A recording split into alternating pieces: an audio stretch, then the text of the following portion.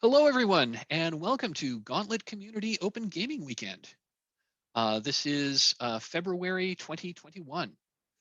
My name is Mike. I will be the GM for Trophy Gold. This adventure is a conversion of the Pathfinder module, the Godsmouth Heresy. And yes, I do own a copy. A little bit about myself. My name is Mike Ferdinando. My pronouns are he, him. I live in Ithaca, New York. I've been playing tabletop role-playing games for a very long time. I've been playing story games for the past like 5 or 6 years, and I've been playing on the Gauntlet for the last 2.5 years. I've played a lot of different games. I've played a lot of different games over the years. Played a lot of D&D of various editions. Throughout the aughts and the early teens, I was very, very into Pathfinder, which is why I thought converting a Pathfinder adventure to Trophy would be a lot of fun. But yeah, about 6 years ago, I played Dungeon World for the first time, and Powered by the Apocalypse games kind of broke my brain in a good way. And Trophy is not a Powered by the Apocalypse game, but we do use a lot of story game techniques. And it also uses the success, mixed success, failure techniques from Powered by the Apocalypse. Anyway, I'm getting a little ahead of myself. Other projects, I'm the author of a soon-to-be, well, it's in playtest, right? It's in a beta playtest. I'm the author of a Powered by the Apocalypse detective game called Naked City Blues. Which someone other than me actually ran earlier this weekend, which kind of floored me.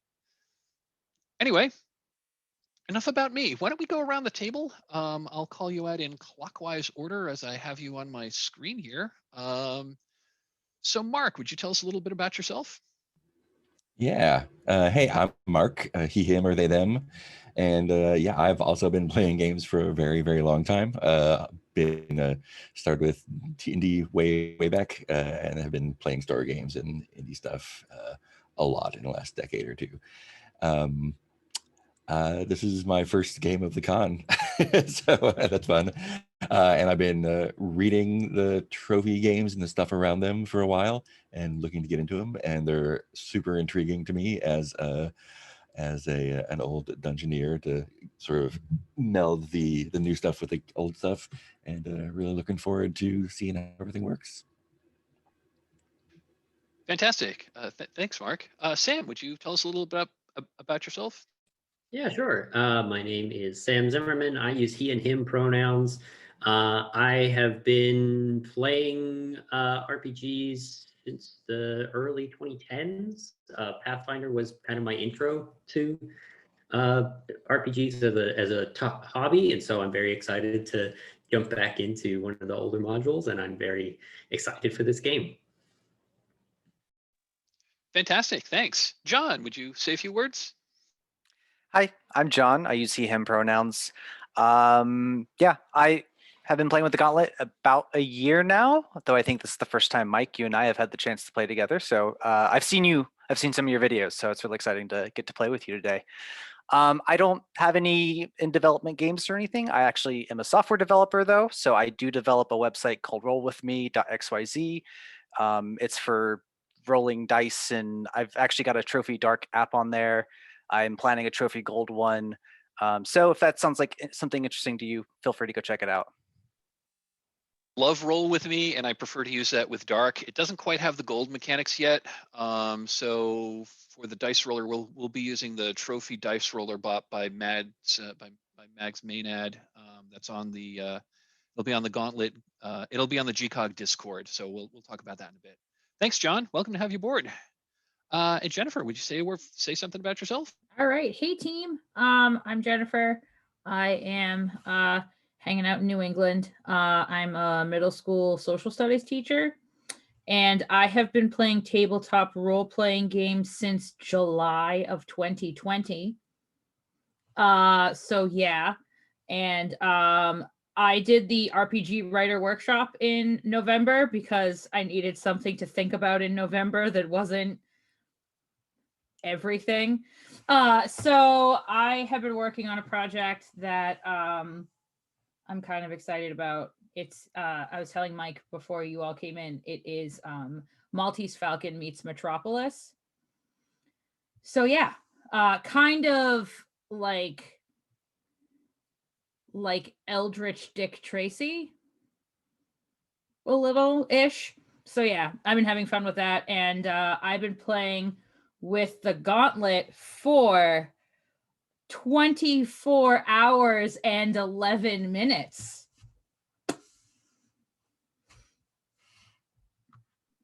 Well, welcome. Glad to have you aboard.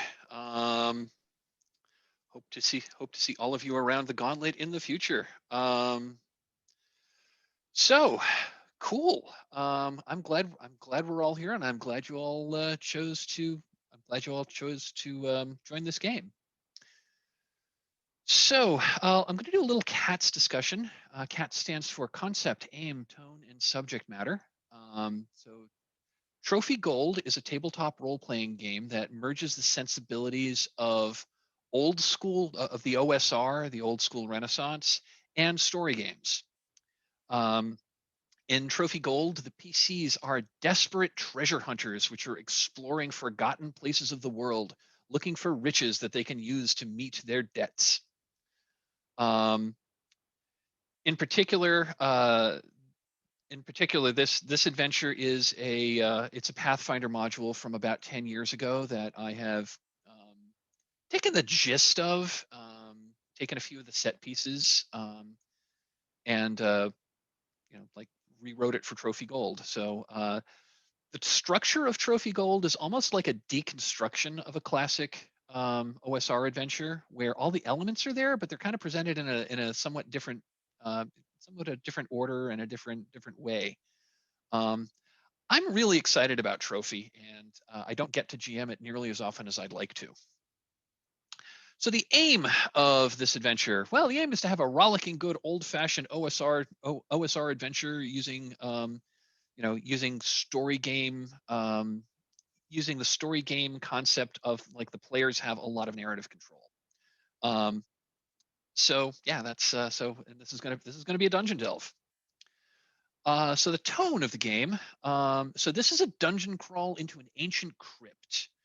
The theme of this adventure is interment. I'm going for a serious tone with tragic elements, and this adventure may skirt the edges of horror. It's not really intended to be a horror game. If I wanted to do horror, I would be playing Trophy Dark. Now I am going for a serious tone. I'm fine with punctuating the tension with with a little bit of humor, but if we can try to keep this from getting silly. I got my silly out last night when I ran Spirit of 77. The subject matter. So like I said, this adventure takes place in an ancient crypt. And the theme is laying the dead to rest. And it also deals with those who would interrupt the natural order of the life-death cycle.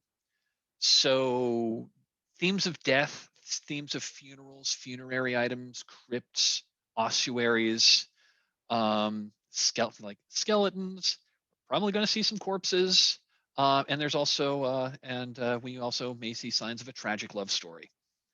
These are all themes that are going to be explored in this game. So that's CATS for this particular game. Any questions? Carrying on, moving on. Does everyone have the link to the character keeper I sent you? If not, I can pop it into the chat window. Everyone's got it? Okay, cool. If you could hop over to the character keeper and all right, where's my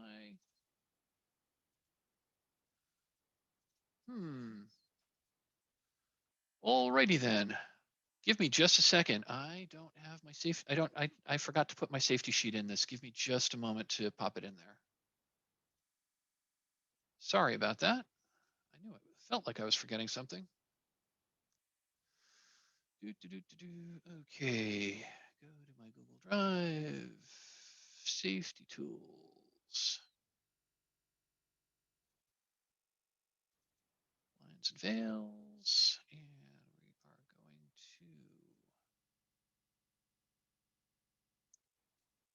going to copy to existing spreadsheet. Campaigns, conventions, GCOG, February, trophy goal.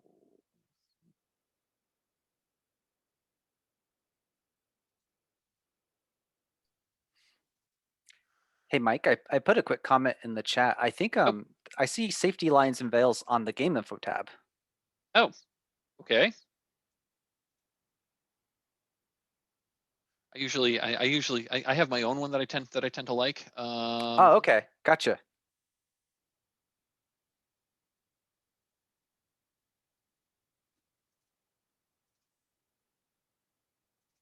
And maybe honestly, maybe that was maybe I saw that and oh yeah, so we are. Oh, okay. Yeah.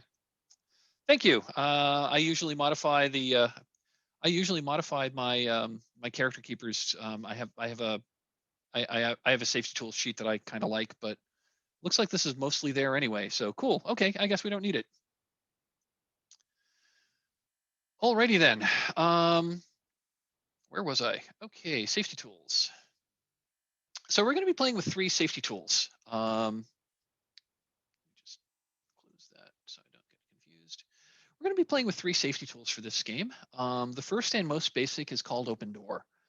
Got ahead of myself here. So the reason we have safety tools is we're a bunch of strangers that have gotten together to play a game, to play Let's Pretend with other people over the internet. Each of us individually is more important than this game we are playing together. And safety tools allow us to, it doesn't ensure, but they're tools that will hopefully allow us to have fun.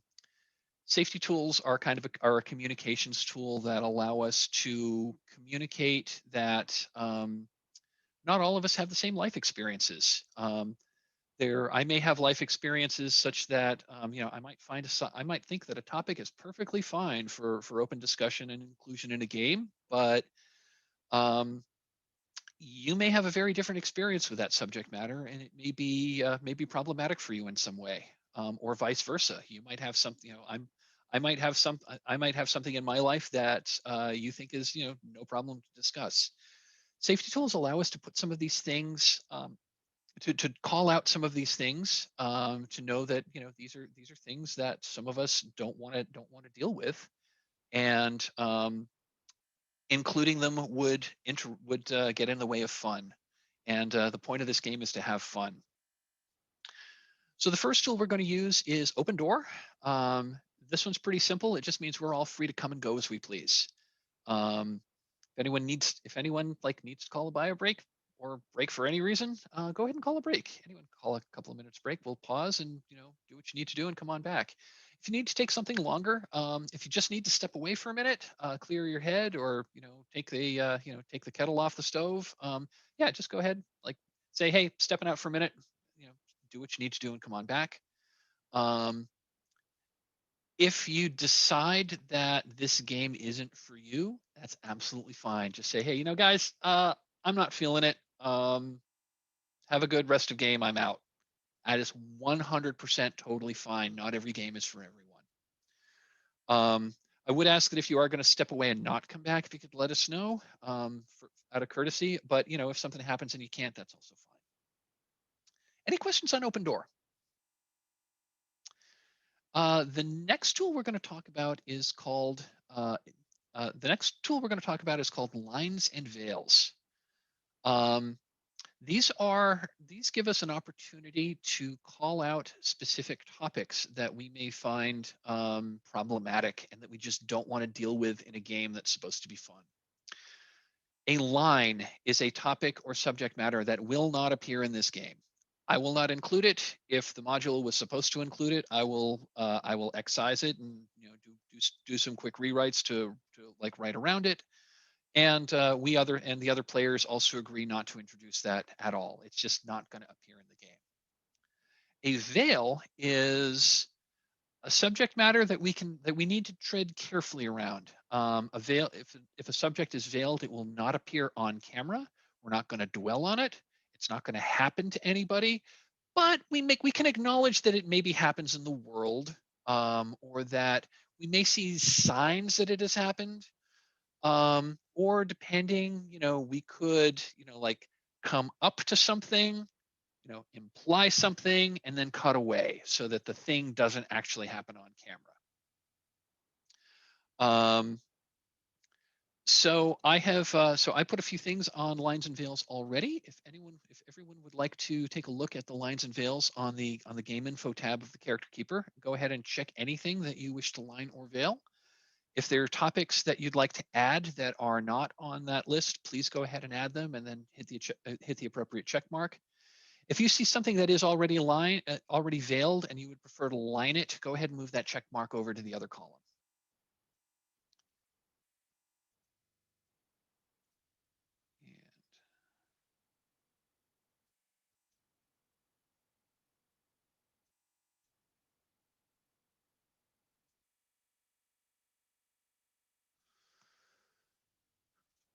And I am going to fire up a sticky note so I have these lines and veils in front of me at all times. Do new note. Close the one from last night and close the one from my regular weekly game. If folks are done, if you could either give me an either put I'm good in the chat window or give me a thumbs up.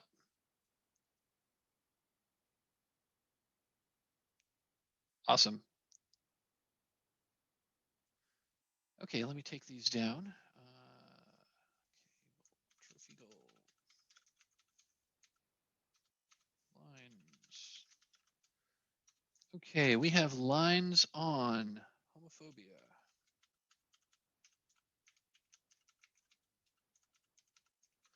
We have a line on racism. And we have a line on sexual violence.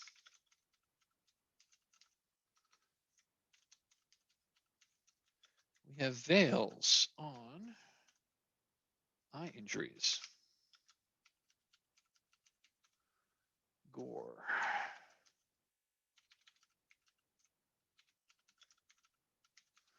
harm to children, harm to animals, suicide, and torture.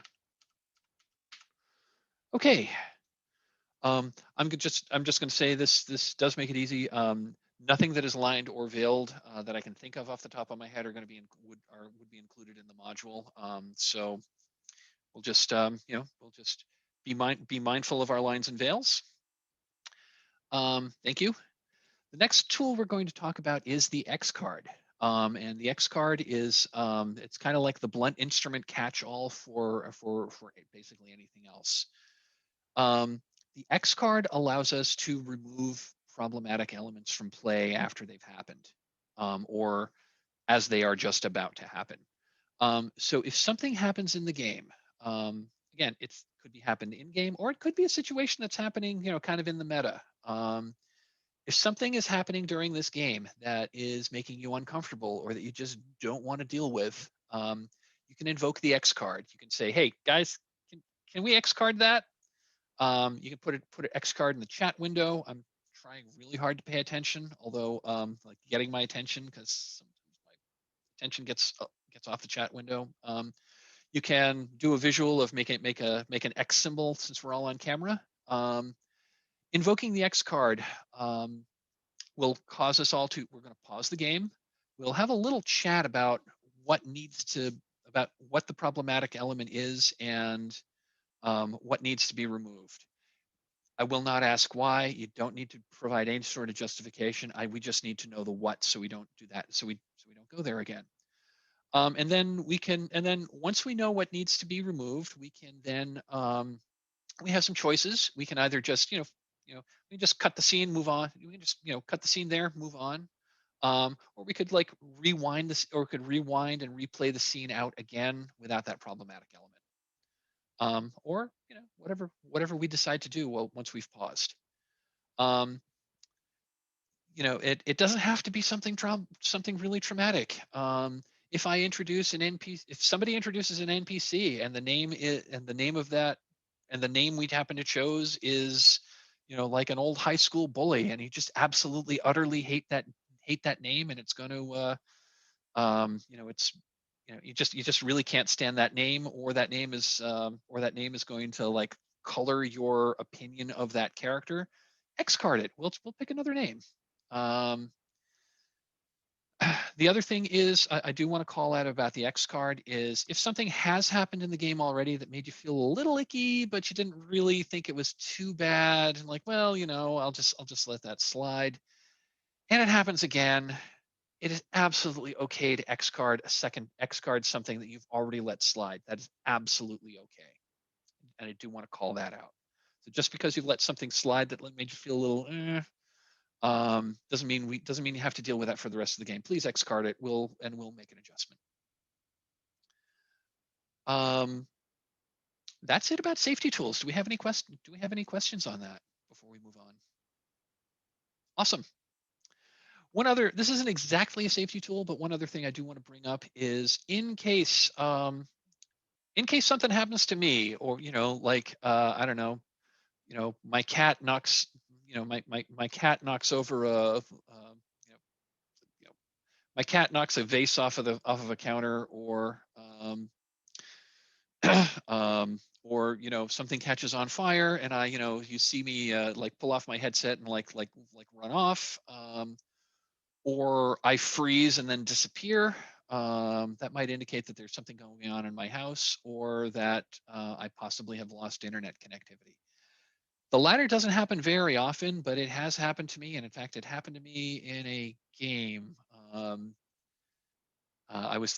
When I mentioned this a couple of times earlier this week, I thought it was at a previous Gauntlet Con, and I went back and checked, and no, it was actually, I was running Trophy Dark at PaizoCon last year.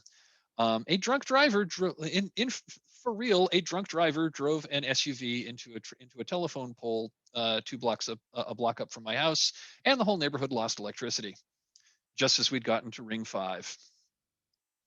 Anyway, it was kind of a bummer, but I didn't have electricity or internet connectivity for a few hours, so we were never able to go back and do that game. But if I go away and I'm gone for 10 minutes, after 10 minutes and I haven't contacted you otherwise, assume the game is over and you can have the rest of your afternoon back.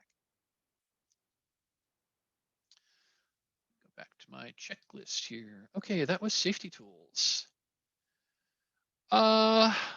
Talk a little bit about breaks. So this game is scheduled to go 4 hours.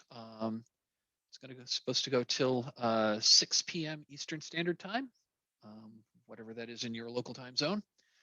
I am going to call for I'm going to call for a 10-minute break after we've done character creation, and then I'm going to call for I'll call another 10-minute break once we're 2 hours in, and I'll probably call for another 5-minute break kind of at the top of every hour.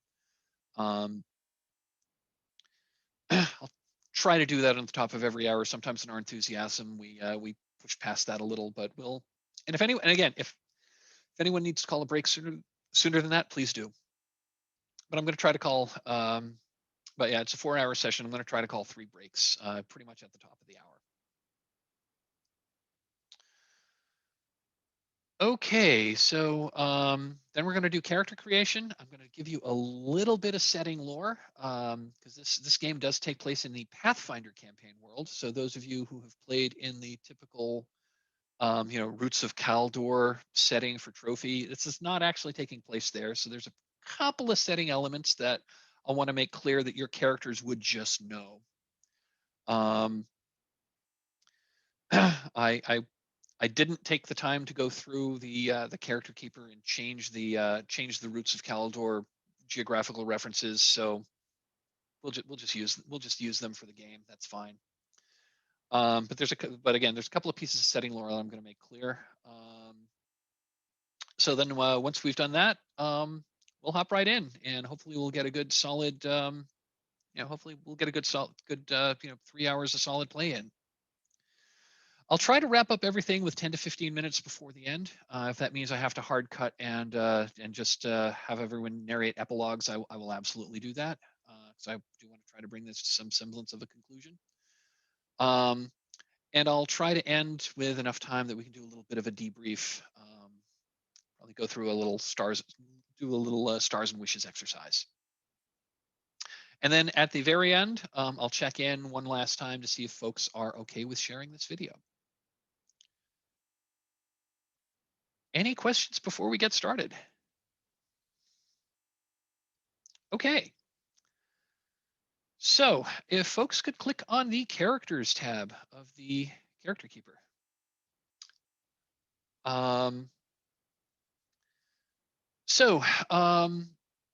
Characters in Trophy Gold are kind of thin. It's kind of like, to a certain extent, it's almost like creating a first level character in like first edition Dungeons and Dragons. You get your stats, you pick your class, you get your stats, and you roll your hit points and you go. Well, I mean, Trophy Gold doesn't have stats, and it doesn't have classes, and it doesn't have hit points, but it's kind of like that. So in Trophy, your character has a name. You have an occupation. You have a background. Your occupation is what you do now. And your occupation is going to give you 3 skills. Your background is what you used to do before you became an adventurer, and that is going to give you 1 skill. So your character is going to have 4 skills, and these skills are deliberately written open-ended and vague. Basically, if you're like during the game, if you can make a good argument on how knowing one of your skills comes into play, you're generally going to get an extra die on the resolution roll. And we'll get into rules in a little bit. Everyone also has a drive, and your drive indicates why you are an adventurer. Like, what do you ultimately need all this treasure that you're trying to collect from the forgotten places of the world?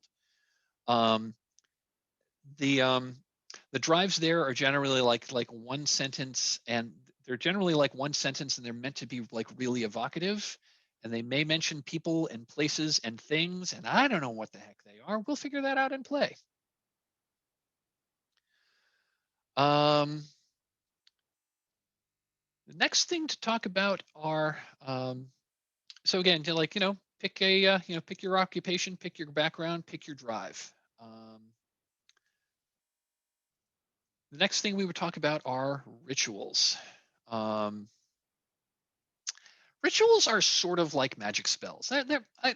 Pull out the sort of rituals are magic spells. It's just that unlike in say Dungeons and Dragons or other games where magic's a big thing, using rituals is risky. Every time you cast, so using a ritual, you are not guaranteed success, and your ritual can backfire badly.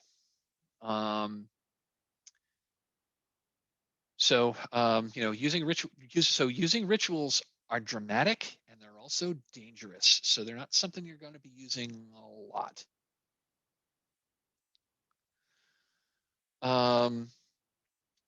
Let's see, the stuff toward the end of the thing is for. Let's see. There's a bunch of stuff toward the bottom of the character keeper that is for the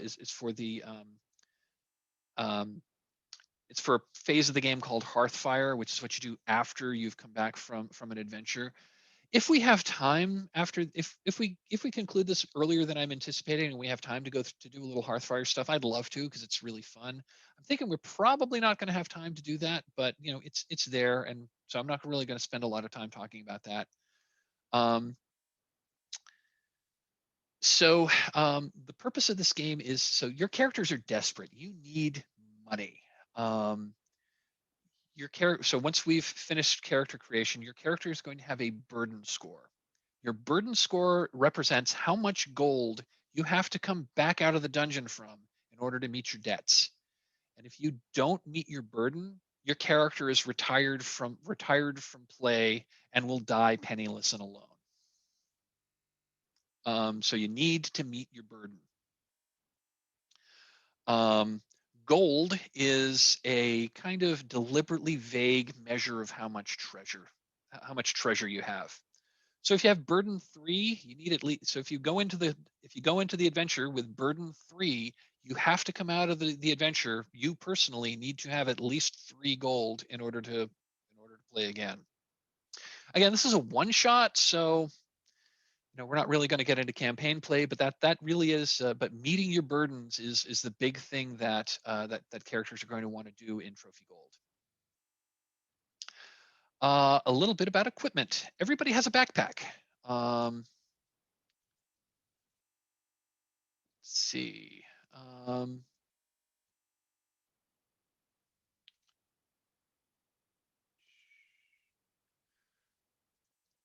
Let's see. How does this work here? Forgive me. I've not really used this character keeper much.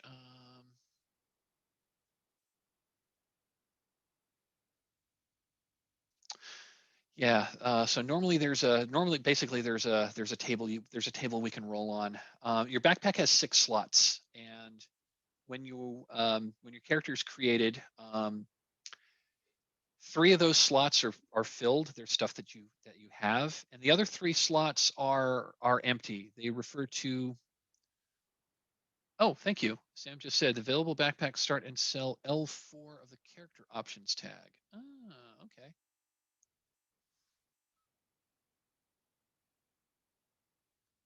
Options tab. Oh, okay, cool. Anyway, so with your backpack, yeah, your backpack comes with 3 objects, and you also have 3 open slots, and you can open up a slot by picking another piece from. And you can say, well, you can rummage around your backpack and say that, oh, well, I need a crowbar. Well, let's see if I have a crowbar. If you've got an open slot, you can say you have a crowbar. Then you put that item in that. You put the item in that slot. Having a relevant piece of equipment when you wish to do a task can give you another die, which will hopefully increase your chances of success. Oh, okay, cool.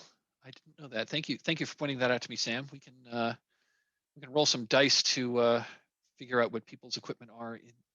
Figure out what people's equipment is in the moment. Let's see. Let me just go back to the character tab.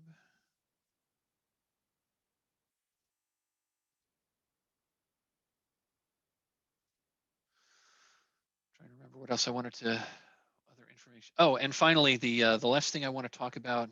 Okay, well, I guess we're still talking about equipment. So, combat equipment. So there's 2 kinds of combat equipment: armor and weapons. If you want to enter a fight, you must have a weapon. Your weapon can be, basically whatever you want. Give it a description. Weapons don't have stats other than like what they are. So if you have a sword, that's going to be good for poking things, or you could conceivably use it as a makeshift lever. It's sharp, so it will cut things. If you have a mace, that's something you bash things around with. If you have a bow, you can hit things at distance. Every piece of combat equipment, every weapon that you're carrying costs you an extra burden.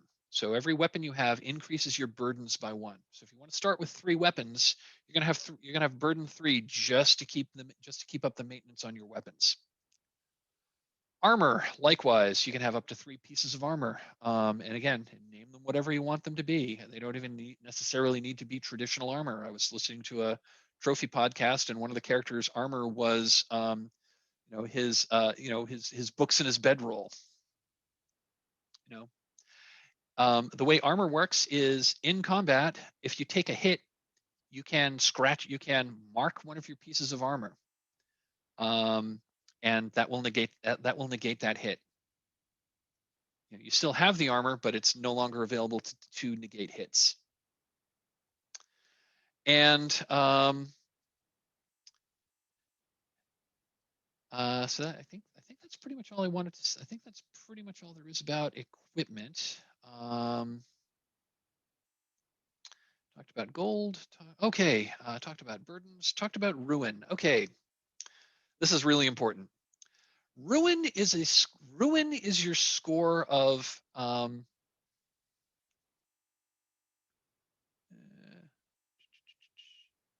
oh, Jennifer just asked in chat, is a light dark situation.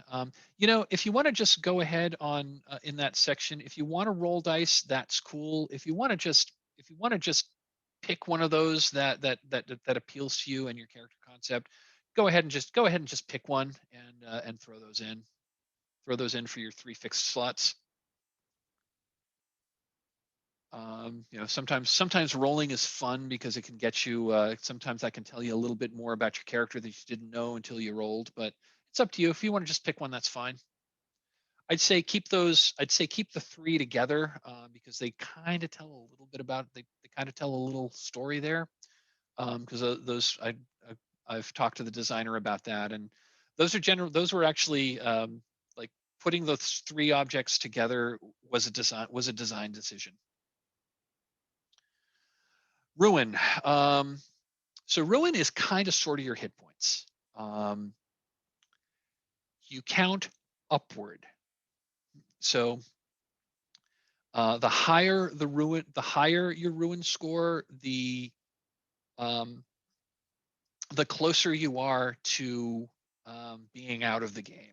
Whether that means you're dead, whether that means something has its hooks in you and you become an NPC, we'll figure that out. But once you hit, your highest, once you hit 6 ruin, you're out of the game.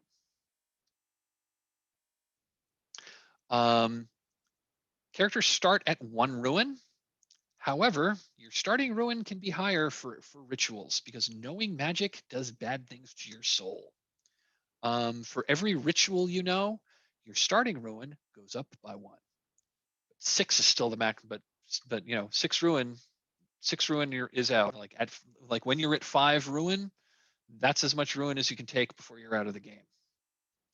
So if you want to start play with 2 rituals, your starting ruin will be 3, which means you can only take 2 hits.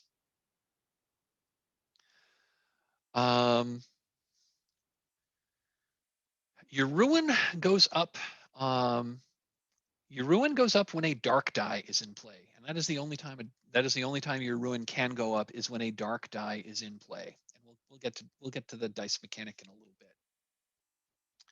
So that is one thing about trophies. Your characters generally can't take a lot of damage. So combat is dangerous.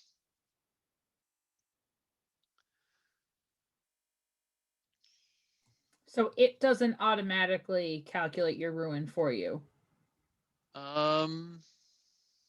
Okay. Awesome. And I have to have burdens and ruin have to be the same to start. No, burdens and ruin do not have to be the same to start. They are different. Love that.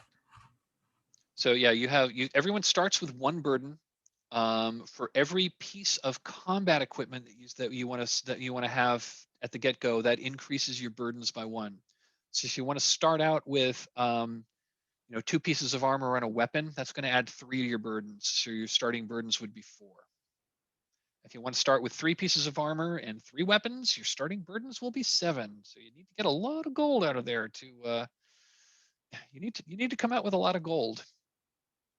Now, found equipment in the dungeon, like you could conceivably in the dungeon find a weapon or find a piece of armor that you can wear, and that's fine. That doesn't affect your burden until you leave.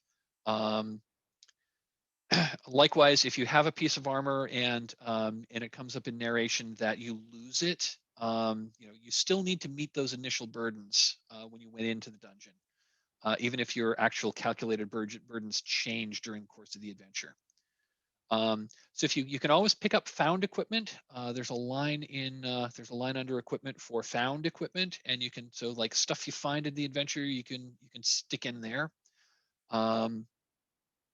At the end, when you come out of the adventure, then you can decide whether you want to sell your found equipment.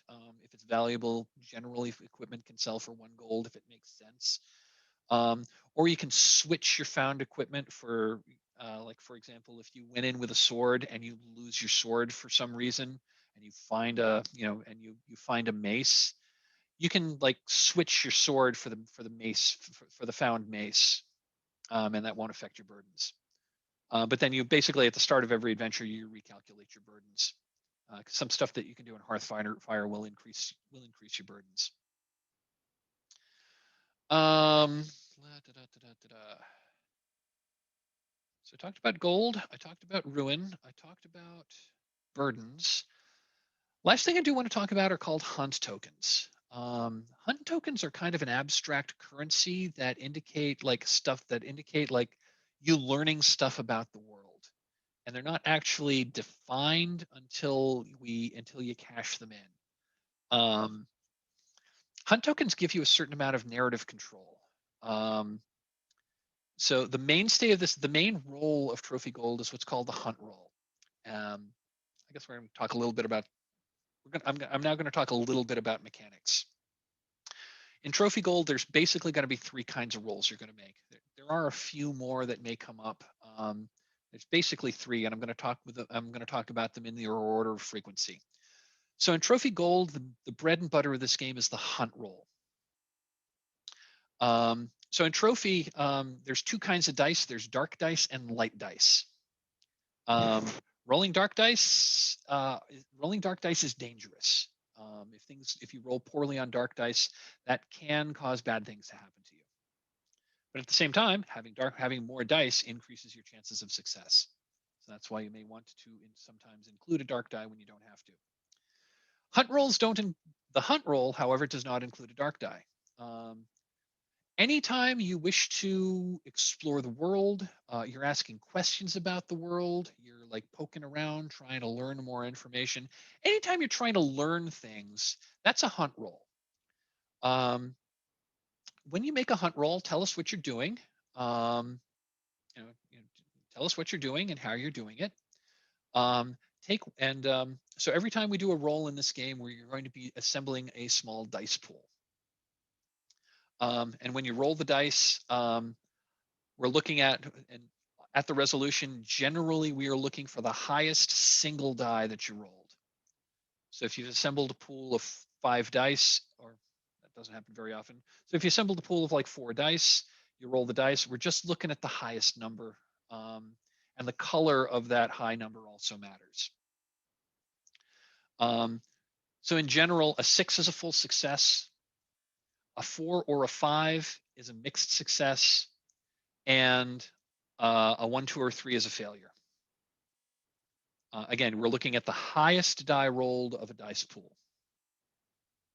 So on the hunt roll only uses light dice. So take a die for exploring the world. So you're pretty much always going to roll. You're always going to have at least one light die on a hunt roll. You can add a second die if you've got an appropriate skill or an appropriate piece of equipment, or you're taking advantage of the environment in some way. Tell us how. So if any of those other things are true, you can take a second light die, and then you roll. And on a 6, on a success, you gain a hunt token. So basically, there's a little table. So it's on a 6. You gain a hunt token. If the high die is a 4 or 5, you gain a hunt token, but you also find something terrible. A 2 or a 3, you find something terrible. And on a 1, you lose all of your accumulated hunt tokens, and you find something terrible. Something terrible doesn't necessarily mean a monster. It doesn't necessarily mean a trap. Depending on, how bad it is, how bad the terribleness is depends on how poorly you roll. So like if you roll snake eyes on a hunt roll, something really bad is going to happen, and that's why you lose. That's why you lost all your tokens. Rolling a single die on a hunt roll is okay. You can totally do it. Really try for the second die, because losing your accumulated hunt tokens can be bad. You're constantly trying to accumulate those, because at any time you can trade in 1 token for a treasure. You can just say, that spending hunt tokens, you gain some narrative control. If you haven't turned up a whole lot of treasure yet, but you have a couple of hunt tokens, and you're poking around something, and I say, yeah, you don't really find anything. You can say, wait, well, I want to find something. I'm going to spend a hunt token. in which case I'll give you a piece of treasure that's worth 1 gold. The other thing you can do is so trophy is presented in what are called sets, and that is like a bunch of linked areas, and that's deliberately vague. Every set has a set goal, which is something that you need to accomplish to solve the set. Now, in some situations, the set goal is basically, how to proceed past this set to the next one. Other games, the sets may not, you can have several open sets at a given time. I'll tell you I'll tell you once you enter a new set that you are entering a set, what we're calling that set, and what the set goal is. Your characters may not know that, but I will tell you, the players. You may not understand what the set goal means when I tell it to you, but hopefully that will come up in play. You can spend a total, and different characters can pool these together. You can spend 3 hunt tokens to just solve the set and move on. Now, why would you want to do that? Now, you can also solve the set through play if you do the right thing. Every set has is described a set of ways that you can solve the set in advance. And if you do that, you don't need to spend hunt tokens to solve the set. You can just solve it through play. But you only have 6 ruin. And the more you explore a dungeon, the more dangerous it is. And the more rolls you make, the more chances are that your ruin's going to go up. It's hard to cause your ruin to go down. So you may want to sometimes pool your hunt tokens, especially later in the game when people's ruin is high and you may have accumulated a number of hunt tokens. You may choose to spend your hunt tokens to solve the set and proceed rather than deal with the dangers. And if you do spend your hunt tokens to solve the set, I'll just narrate how you. I may ask for a little bit of input here and there, but I'll narrate how you get to the end of the set and are able to proceed. So when you're poking around, so on a hunt roll, all you're ever guaranteed to get on a successful hunt roll is a hunt token. Depending on where you are poking around, if you're poking around in a specific location, in the adventure, it may say that, and this is where it gets kind of like old school Renaissance. If you describe like some treasures may be hidden and may be called out. There may be special treasures in the game that are called out, in the GM notes, such that if you do the thing, you find the treasure.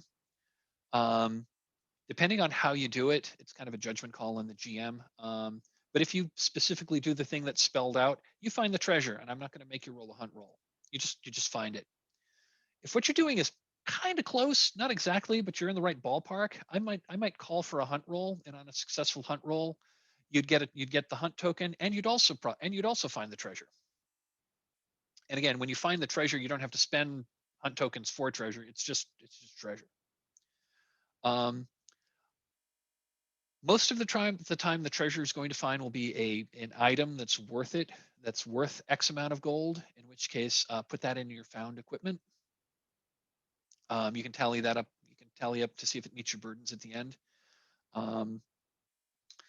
Let's see. Yeah, so that's it. I know I threw a lot of information about the hunt roll. Any questions? It'll be more clear once we actually start play. The other roll that I want to talk about is the risk roll. You do a risk roll whenever you're doing something risky and success is not guaranteed. It's going to be a risk roll.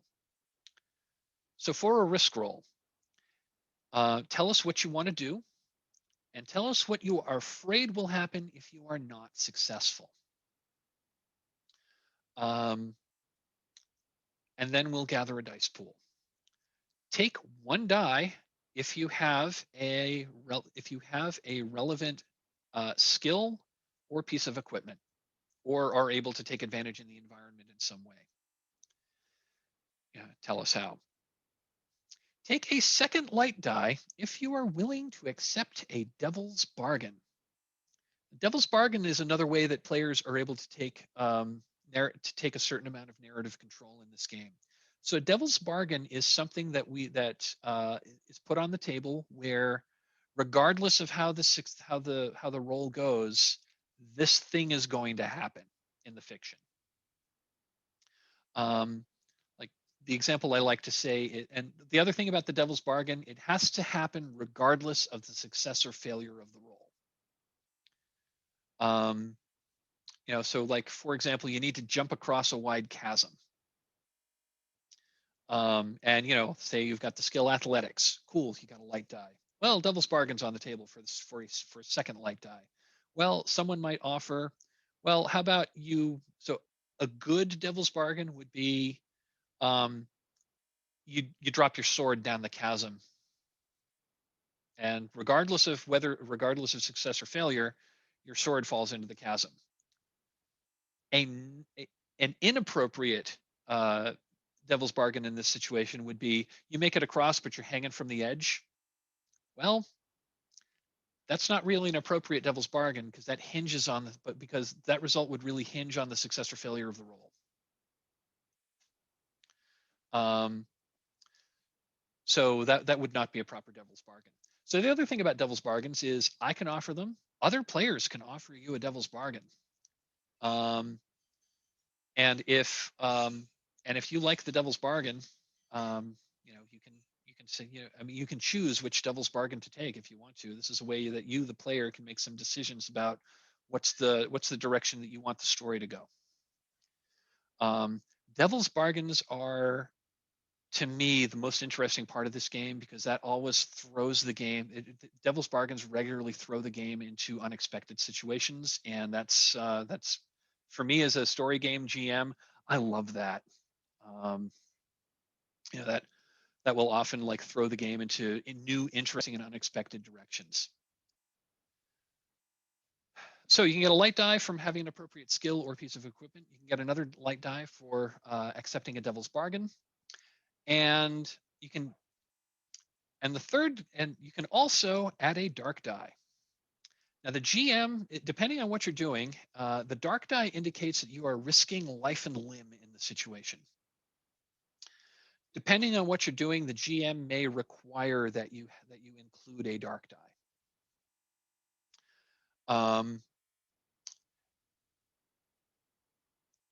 Let's see, and you can choose to add a dark die if you want to. Adding a dark die is dangerous because if the highest number if the highest number on the roll that includes a dark die is the dark die, you then compare the score with your character's ruin score. And if the dark die is higher than your current ruin, your ruin goes up by 1. So if you're at ruin 3 and you make a risk roll, you make a risk roll that includes a dark die, and the highest die that comes up is dark 5. That's a success, but it's a success that is also causing so the high die, it's still a success, but if the high die is a dark die and it's higher than your current ruin score, your ruin goes up by 1. And then we'll figure out what that means in the game on a case-by-case basis. So that's a risk. Oh, the other thing about a risk roll is if you roll and you don't like the result, and the highest number rolled was not on a dark die, you can add a dark die and re-roll. So if you rolled too dark, too light, and if you rolled too dark, too light, the highest number you got was a 3, and the dark landed on a 2. Yeah, you can add another dark die and re-roll.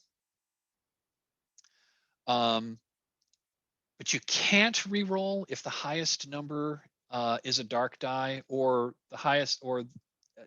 if the dark die is highest, or the dark die ties a light die for the highest. You can't add another one and re-roll. You have to let that roll stand. So that's the risk roll. yeah, and it'll mechanics of that will become a little more clear once we have a couple of them. There's also a combat role which works a little differently. We'll do that if and we'll talk about the combat role if and when we actually get to combat. And there's also when you defeat a monster in combat, you can then loot the body, and then we do what's called a gold roll, and we'll talk about the gold roll if and when it comes to it. That's the rules to trophy in a nutshell. Are there? I mean, I know I threw a lot of information at you. Like I said, it's going to make more sense in play. And do we have any questions? Have people finished filling out their characters? Okay. Well, in that case, if we're so if we've got our characters, if there are no more questions about the rules, why don't we take a 10-minute break? Then we'll come back and we will start in earnest. I've got 1 minute. I've got 1 minute after. So why don't we come back at 11 minutes past the hour? See you in a few. And we're back. All right. Before we get started, why don't we introduce our cast of desperate treasure hunters? And one thing that I will ask after you've introduced your character, if you could change the name of, if you could change your name on the Zoom session to be your character name and then either slash or pipe and then your name. That way I can do a better job of who's playing what character. And if you don't know how to do that, let me know. It's pretty straightforward, but I don't know how familiar everyone is with Zoom. But why don't we go right to left on the I'm sorry, why don't we go left to right on the character keeper? So Jennifer, would you tell us about your character? I say just as she took a bite of Cocoa Pebbles ice cream because I am a child. I thought you were eating and I thought you were eating yogurt, so there you go. No, I mean, like, women smiling eating yogurt is an entire category of artwork in our modern society. But no, if you are an ice cream person, I think it's Edie's has put out like 90s childhood cereal themed yogurts, and the Cinnamon Toast Crunch one is out of this planet. Like, primo, strong recommend. Shot a fireball on top of it and like you're done. It's a pretty great day. Anyway, so I'll do my rename in a second. I have the attention span of a turnip and I can only do like 5 things at once. So my character's name is Obeha. And so I kind of went, I know that they have cultist, but I didn't really love the like what it had written for cultist. So I kind of have in my mind reskinned expelled apprentice to be a little bit more like a cultist. Sure. So Obeha is a sorcerer who ran afoul of expectations, and her drive is to humiliate the chancellor of something. So basically Yogaya Carta Lyceum. Sure. Yeah. And that's a school. I don't know anything about what that actually is, but since I get to talk first, it's a school. So it's basically the person who sort of banished her from what she believes is her kind of rightful place in the pantheon of magic wielders. And so she is sort of taking on this dungeon experience, this adventure, to sort of show off that what has been said about her and the reason that she's sort of been blacklisted is not true, and also get some sweet magical leverage to use against this fool. Fantastic. I did just make a brief adjustment to your character keeper. Training is something that happens later, so you had a couple of things selected there. I just pulled them off because those aren't come. That's you can learn skills beyond the 4 through the Hearthfire mechanic later, but these are starting out characters, so no one has additional training at this point, which is fine. Love it. Cool. Oh, so Obeha, the expelled apprentice sorceress. I love it. All right, Sam, would you tell us about your character? I'd be glad to. Today I will be playing as Fion. Fion uses they and them pronouns. I know you asked us to not do silly, but I was using the randomizer, the random character generator, and this is the second thing that came up, and it's too good to pass on. Fion is an enlivened mannequin who is brought to life by a magical hat that has been placed on his head. And so he walks and talks and tries to pretend to breathe and eat and do all the other human things to try and fit in. He has a glamour ritual that he uses mostly on himself to make him look more like a person. It doesn't always work, but that's what he at least tries to do. And he is a teacher at a magical school that might be this Yogyakarta Lyceum. And my drive is to bribe the dean into expelling all of my colleagues who don't appreciate my magical talents. I love that. If you want to, I mean, if the two of you want, I mean, if you want to say that you're from the same school and you know each other, that's absolutely fine. But we'll figure that out through play. This is awesome. I will ask one question. I think if you're an enlivened mannequin, I think it's pretty obvious if you don't have the glamour up that you're actually a walking magical construct. Okay, Yes, awesome. definitely. That's really cool. I'll just say in Pathfinder lore, there is in the city that this adventure is going to take part in, there is a um, company that is known for making magical constructs. Anyway, that's not going to come up in the adventure. I just wanted to throw that out because I was way too into Pathfinder for way too long.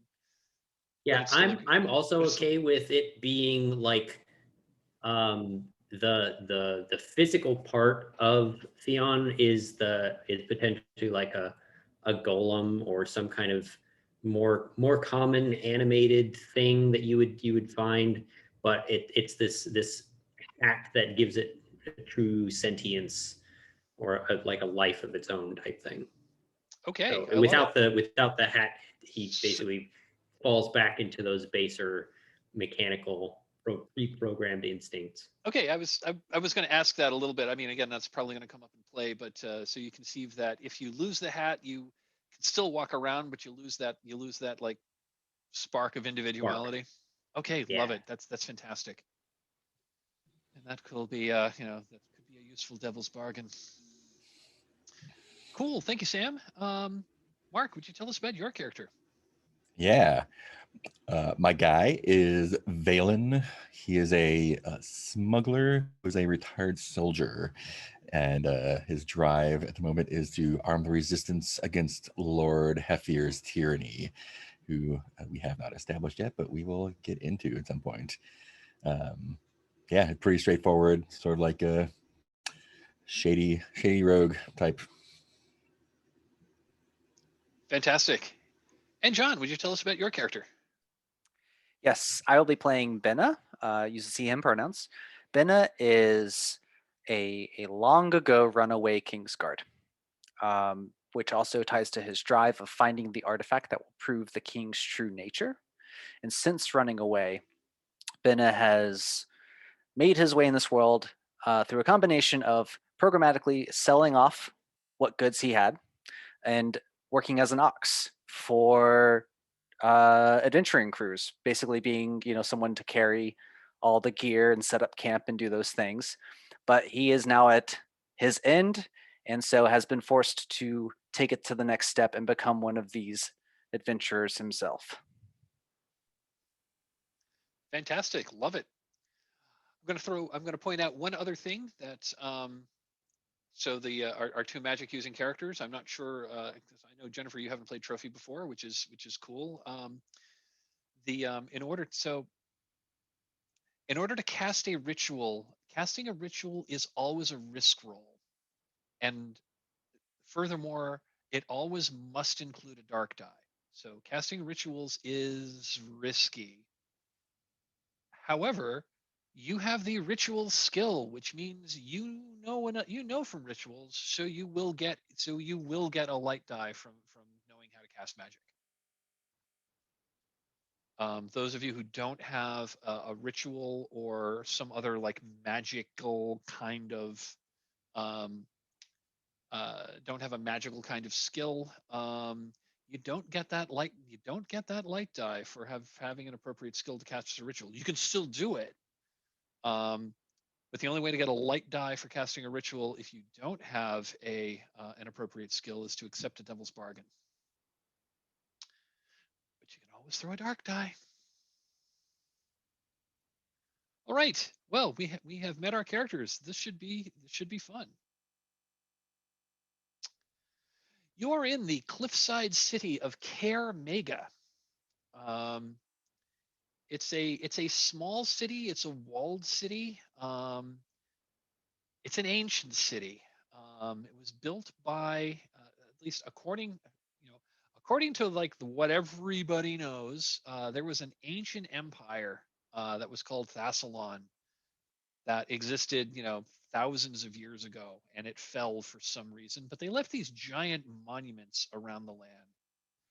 Um, and one of those monuments was this city of Kermega, which was this perfectly hexagonal city that I mean, it was clearly some kind of fortress because not only did it have like really tall, really, like pretty hard to breach walls, it also had a roof over the whole city. Well, it's been a long time since Thassalon fell, but people still live there. Oh, the other weird thing about Kermega is, as far as they can tell, it never had a door or a gate or anything that entered the walls, which doesn't really matter because at least a few hundred years ago, one of the walls collapsed, so that's how like so there's like a big breach in one of the walls, so that's how people come and go. They've like built an entrance there. Also, the roof over the city, part of that has collapsed as well, which is good. That means you can like grow plants, and so the areas that don't have a roof have gardens and trees. But Karamega is kind of a Karamega is kind of a chaotic place. It doesn't really have a central government. It's kind of different parts of the cities are ruled by different factions. The other thing about Karamega is those who die in Karamega, the most prestigious place to be buried is the Godsmouth Ossuary. Because it's a compact city, it's walled. There's not really a place for a burial ground. So when prominent people die, they are interned in this ossuary. The ossuary is run by the priests of Sister Pharasma. And you know this. Sister Pharasma is she's a goddess of the cycle of life and death. She's not, they're not really a death cultist. In fact, the other thing about the priests about the priests of Sister Pharasma is they consider undeath, so skeletons and zombies and ghouls and vampires, they consider that the ultimate blasphemy. They hate the undead and will generally destroy them on sight or will do whatever they can to destroy them. So you're in town. We can say you're living here. It doesn't really matter. You're in town here because you have heard through underground channels that the priests of Sister Pharasma have been looking for troubleshooters or adventurers to take on a special project for them. And you four, I think we can say that the four of you have known each other, and maybe you've had an adventure or two before, just so that you kind of you know how to work together. You've shown up for this call, just to see what they're doing, and after some discreet questions, where they've tried to glean your intent, um, they explain that there's a problem with the ossuary. Someone or something thing is taking corpses from the ossuary, and that's bad. You know, people trust people trust us to inter the bodies of their dearly departed loved ones, and we're not supposed to lose track of them. We don't know what's happening. Um, as I'm sure you know, and you do, um, the city of Karamega has extensive sub levels and sub levels and sub levels and like extensive underground networks of dungeons, and dangerous things live down there. Most people have most people that have um, most of the buildings that have like basements, they've usually have like 3 or 4 very heavy doors between them and the sub levels that you don't want to go there because you never know exactly what's going to come up from below. Which makes life in Karamega a little interesting, but it also makes it a little interesting. If you the priests of Sister Pharasma have asked you to they will escort you into a sub-level below the ossuary because they're pretty sure that whatever is happening, it has to be coming from that direction because they've been guarding all of the regular entrances to the ossuary, and no one goes in or out unless they know it, and they don't know how something else is coming and going, but they're pretty sure it's coming from the sub level below the main ossuary. They know there's chambers down there, and there's a sub crypt, and they've closed it off about 100 years ago. They don't use this area anymore because that area is now connected to more sub levels, and you never know what's going to come up. You never know what's going to try to, do the ultimate blasphemy of trying to animate the bones of the dead that were buried down there. So we keep that area under lock and key. Nobody goes in there. We haven't sent anyone down there in quite some time. But we're going to send you down there to see if you can figure out what's happening to these corpses. And in exchange for solving this little problem, we will pay you 2 gold each.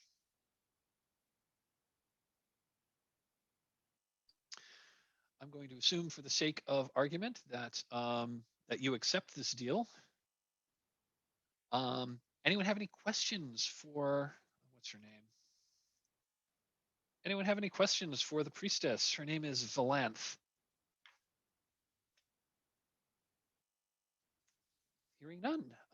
So Sister Valanth takes you down from the church. She actually takes you outside the city walls, because there's an underground passage from the church which leads outside again, and then to enter the ossuary, you walk down, because I said the city was on the cliffside. You walk down some steps that were carved into the side of the cliff, and on the side of the cliff are like like giant ancient faces that were carved thousands of years ago. And this one is it's called the Godsmouth because to enter the ossuary, you go into the open mouth of a carved face that is called the face of the nameless god. So you go into the mouth of the faceless god, and there's the public and semi-public areas of the ossuary, and it's an ossuary. If you've been to or seen pictures of the catacombs below Paris, there's a lot of bones stacked up in artful decorations all over the place. Newly interned bodies are toward the front, where people can come and have their funerals, have their funerary rites. They're usually kept there for a year, and then the bodies are moved deeper into the ossuary. And they keep extensive records of which body is where and where the bones are, et cetera, et cetera. So you are led through the public parts of the ossuary. You're led through the not so public parts of the ossuary, and then you're led to a back chamber where she takes out a big ring of keys and opens up a big iron door. You go through this. She closes it and locks it behind her. She leads you through a few more corridors, through a couple of more locked iron doors that she closes and locks behind you. It's kind of starting to feel like you're entering a prison. And then she finally unlocks a final door. Opens it up, and there's a set of stairs carved into the stone that descend. She then gives you a key which will open this door from the other side, although not of any of the others. And she also has a little silver bell. And she says, "Okay, this bell is a magical bell. If you ring it, it will summon me or one of the other priestesses to come and let you back into the ossuary. I'm going to leave it here," and she leaves it on this side of the door. You have a key to come back. You have a key to come back through here when you're done. So when you're done, come on back, ring the bell, and in no, 20 or 30 minutes, someone will be in to let you back out, and then we'll find out, and then you can tell us what you found. So she leaves the bell. She hands you the key. She closes the door, locks it, and you descend the stairs into the sublevels below the Godsmouth ossuary.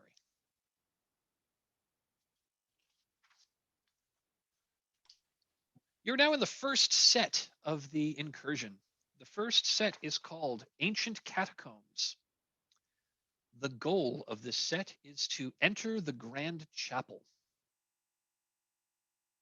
Again, your characters may not know this, but I'm telling you this, that the set goal is to enter the Grand Chapel. The crypts below the Godsmouth ossuary are ancient and have not been explored in over a century, you have been told.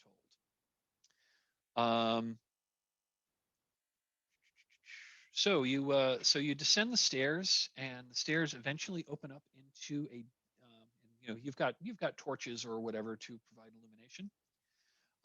It opens up into a wide chamber with vaulted ceiling. Grand stone doors carved with the mosaic of a spiral pattern lead north, and you just know this. That's the symbol of Sister Pharasma.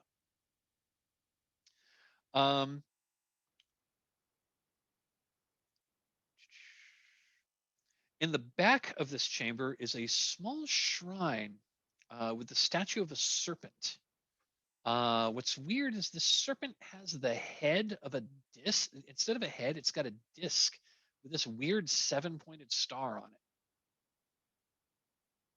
it. There's also a narrow passageway decorated with bones leading west, and a heavy wooden door heading east. So you got a shrine, you got like big stone doors, you got a door, and you got a passageway that seems to be decorated with bones.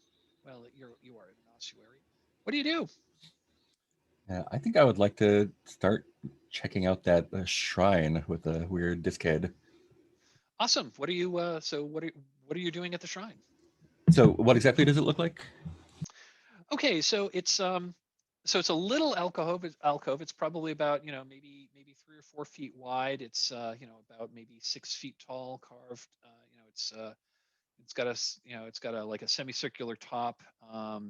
It's carved in, and on a plinth is a stone statue. Statue stands maybe 2.5 feet tall, and the statue is of a serpent. And the serpent has wings, but instead of a head, it just has a disc that has a 7-pointed star etched in it. Also, in front of the also in front of this, kind of like built into the plinth it's on, there is like there's a brass, there's like a brass platter.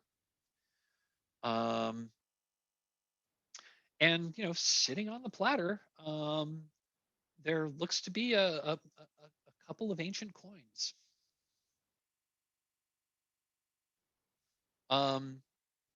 So what?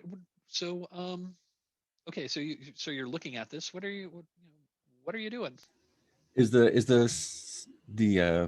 image of the winged serpent something that we would recognize, or is it something older? I'm going to tell you, you've never seen this image. Cool. This is something older. And since you're poking around, I think I'm going to call for a hunt roll. All So right. if you head over to the dice roller on the Discord on Game Room T for Trophy. Cool. So let's do a hunt roll. You gain one die for asking questions about the world. Do you have any appropriate skills or pieces of equipment that would aid you in your investigation? I have dexterity, spontaneity, stealth, and tactics. I don't know if any of those would help unless there was some stuff to do with dexterity. And I have a crowbar. So how are you? So if you want to go ahead and describe what you're doing with the statue and how you're poking around, we'll see if any of these come into play.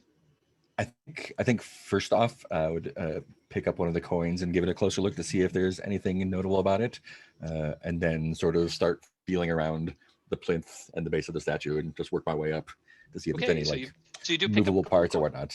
Got it. So you do pick up a couple of coins from the plinth. Okay, cool. Yeah. Let's see. So I think if you're you're kind of like tapping it with a crowbar, you're poking it around with it, or kind of like like feeling around. Okay. Yeah. Okay. I think that counts. So why don't you? Okay. Why don't you do a hunt? So on the die roller, if you could type /hunt space 2. Okay. A 5 and a 3. Okay. So that gets you a hunt token. So under your hunt tokens, please add 1. Terrible. And it's something terrible. But you also encounter something terrible. Let's see. So you pick up the coin, and a voice that and a voice emanates from the statue, and it says a bunch of things in a language you do not understand. Let me just take a quick look at character skills to see what people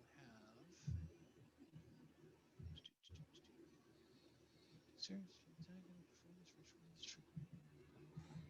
Ooh, Bea has lore.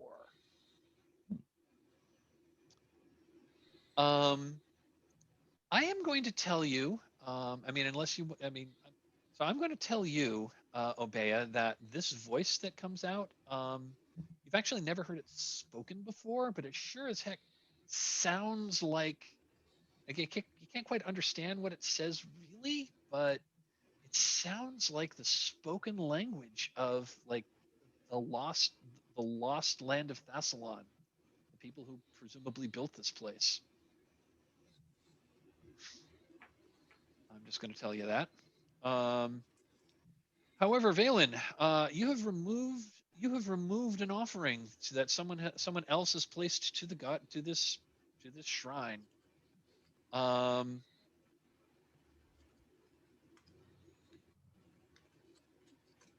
You feel a certain amount of you feel a certain amount of for lack of a better word, you feel like a certain amount of bad mojo that's coming over you. Yeah. And what do you do? Yeah, I think as soon as I hear that voice, coin gets dropped back on the platter. Because I don't think Valen's interested in any talking statue mumbo jumbo. Okay, you put the coin back, and you feel that mojo kind of like release its grip on you. If you're going to keep I'll just tell you, if you're going to keep that coin, I was going to have you make a risk roll. And I'll turn to everyone else and just be like, there are older things down here watching us that aren't of the world above. We better be on our spiritual toes. Anything anything else you are doing here at the statue? No, not unless there's anything that moves or feels hollow or. Yeah. Are you tapping around with your crowbar to see if anything Yeah. is any particular area of this statue, or? I'm interested in what the head might be, if there's anything that like turns or presses or anything, but otherwise just give it a quick once over. Why don't you make another hunt roll? Okay. Same hunt too? Yeah, go ahead, hunt 2. 4 into 1. Okay. Yeah, I think that's close enough. So take another hunt token. Cool.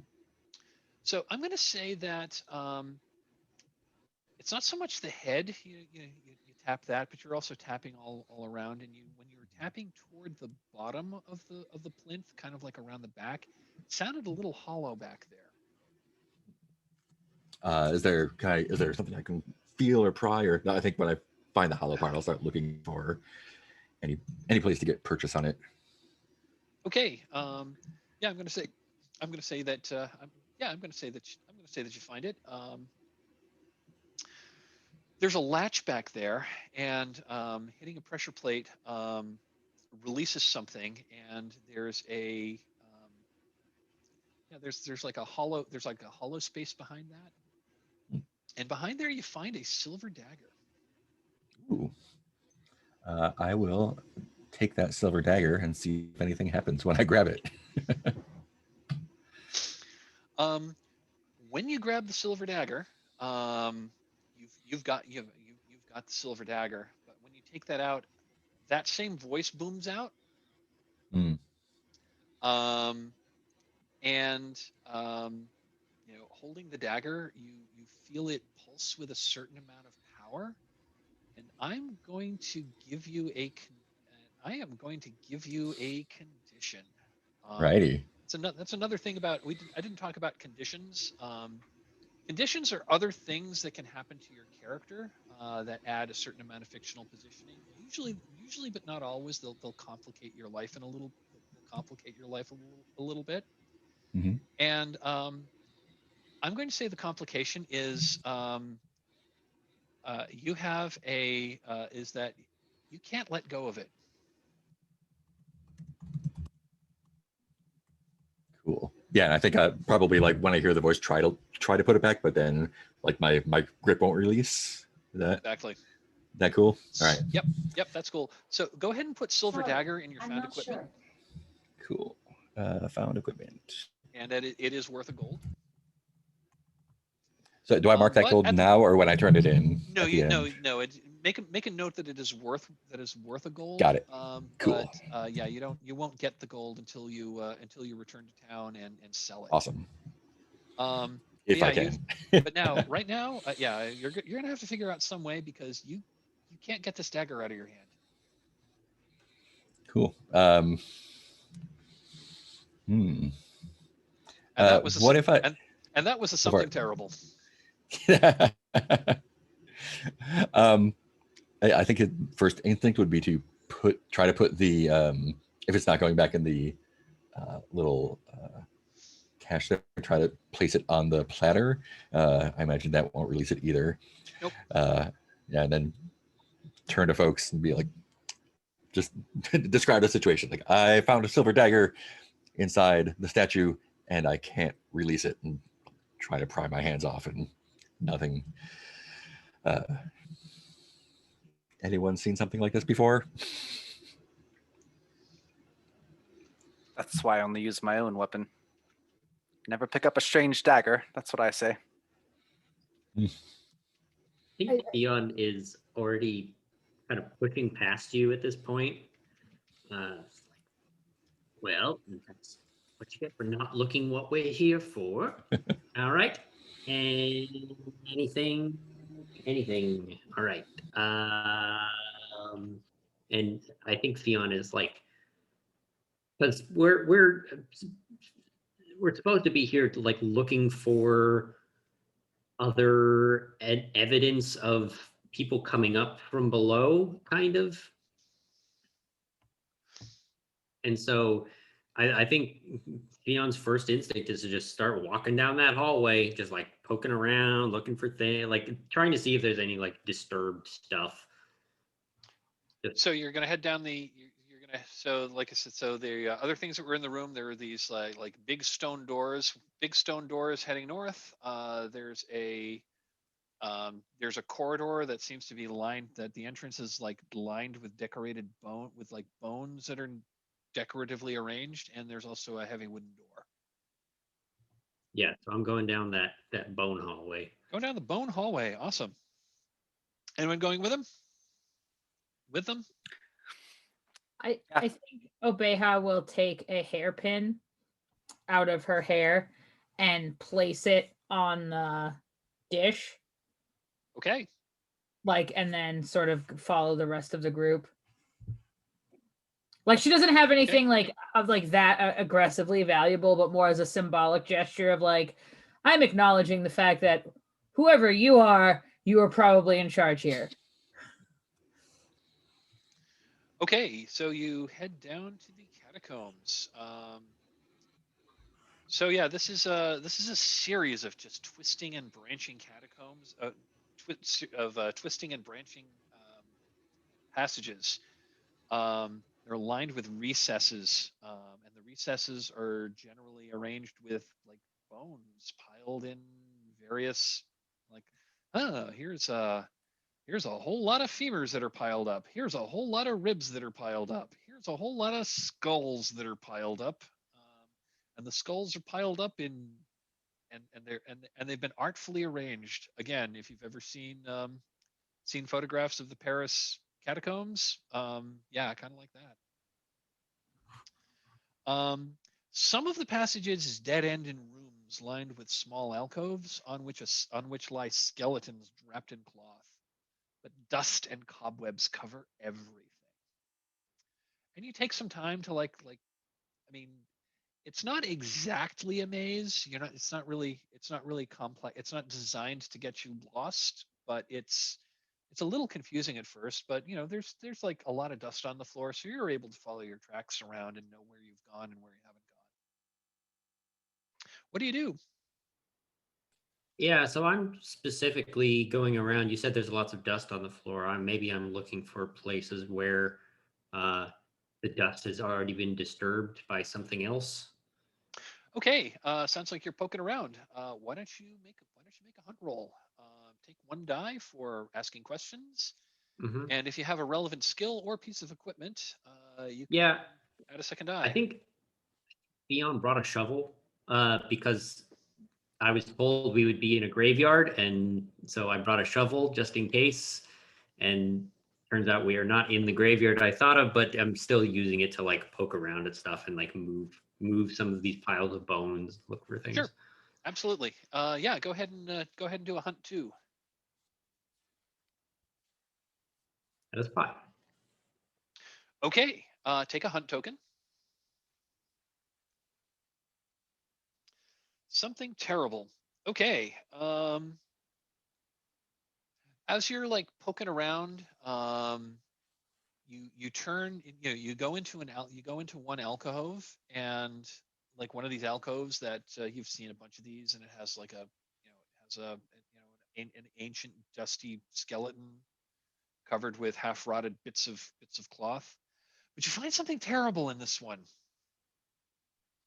You find a pile of bloody bones and torn clothing in one alcove, perhaps only a week old.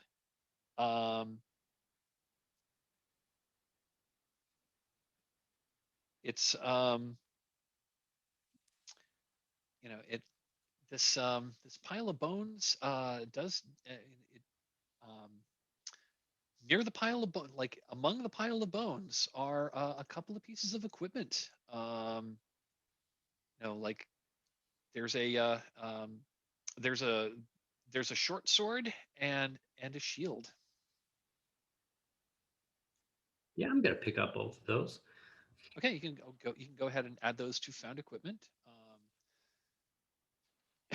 If you wish to use them as weapons or armor in like for the rest of the game, cool. You can certainly use either. It's just that if you wish to continue using them on the next incursion, you need to increase your burdens for those. Yep. And I think Theon it comes back out of this alcove and like is hefting the shield and kind of wiping off this bloody sword. It's well, I haven't found much. There's a squishy one back in there. Most of these bones are pretty dry, but is that normal? Do they sometimes just come like covered in blood and squishy, or is that a new thing? Perhaps this is some poor soul the sister did not tell us about. Maybe we are not the first ones they've sent down below. I mean, you're welcome to go and look at it further. No, I'm good from here. See, you've got at least a bit of equipment, so. Does anybody want a losses are sword? I don't need this right now. Make sure you can let go of it. I drop it on the ground. Yeah, you can let go of it. It's just a sword. Okay. It looks like and... the sword and the shield. They look like they're of it's the kind of sword and shield that you would like find. I mean, they look of very recent manufacture. Okay. Yeah, I drop the sword. It bounces around, probably dings up the edge a little bit. Anyone else pick that back up? Anyone else doing anything in the catacombs, poking around some more, or? I think Obeha's checking out the bones, like as they sort of travel down, and seeing if there are any other markings or symbols on them, and then like gets to the alcove and sees if there are any markings or symbols maybe that are like drawn or carved into the skull, or if you step back and look at the wall, is there like a pattern of bones of different color, like okay, something in that world. Got it. This is definitely going to be a hunt roll. Okay. So it's going to be a hunt. So it's one die for doing it, and you can add another die if you've got a relevant skill or piece of equipment. So I have lore, symbols, and also a shovel. Okay, I think between the three of those, you definitely get another die. So go ahead and do a hunt too.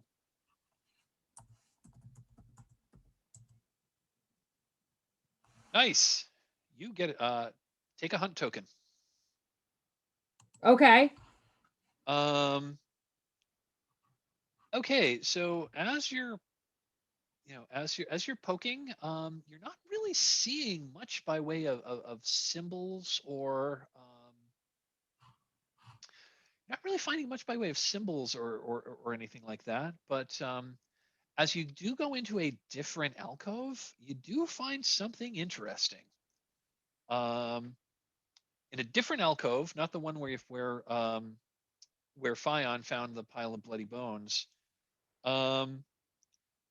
you find that there's like a hole in the wall, and it looks like, and there's like debris that's like come into the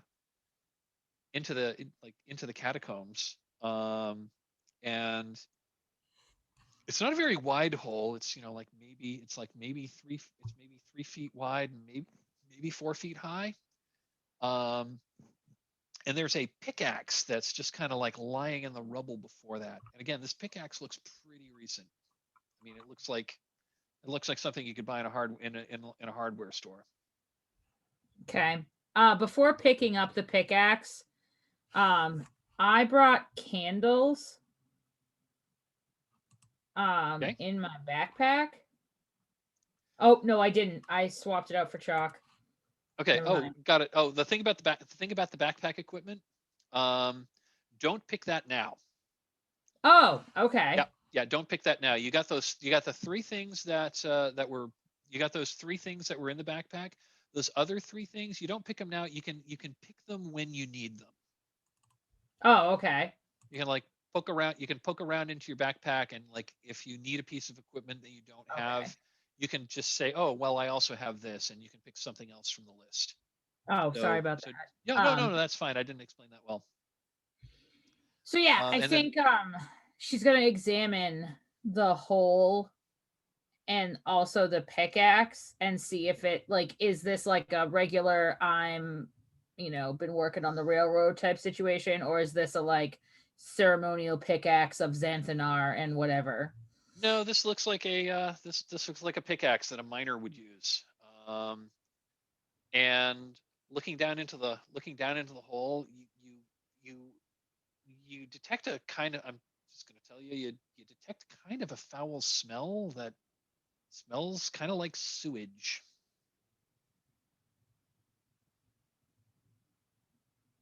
Okay.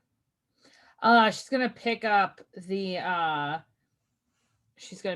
pickaxe and sort of like imagine for a second like not like being a weapon wielder as opposed to a magic user, and kind of like feel like, what does it feel like to have this like, I mean, pretty significant instrument.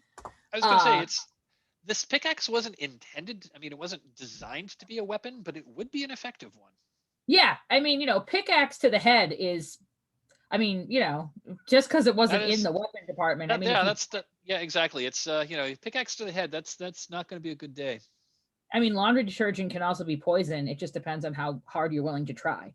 Exactly. So yeah, she definitely picks that up, and I think she acknowledges the smell and like what it probably is, and like comes back out. And I don't imagine she's a woman of many words. Like, I feel like it sort of is very much a like, I'm here because it's convenient. I'm not here to like, like, we're not biffs. We're not like, I'm not on your Christmas card list and you're not on mine, whatever sweet Pathfinder Christmas is. Not like in a mean way, just like not who she is as a person. So I think she's gonna come out of the alcove and say, smells like shit in there, and sort of like wander off and continue like examining and looking for any sort of symbols. That's awesome. It is 4:00. I think I'd like to call a 5-minute break. That sound good? Would anyone prefer longer, or would 5 work? Okay. See you in 5 minutes.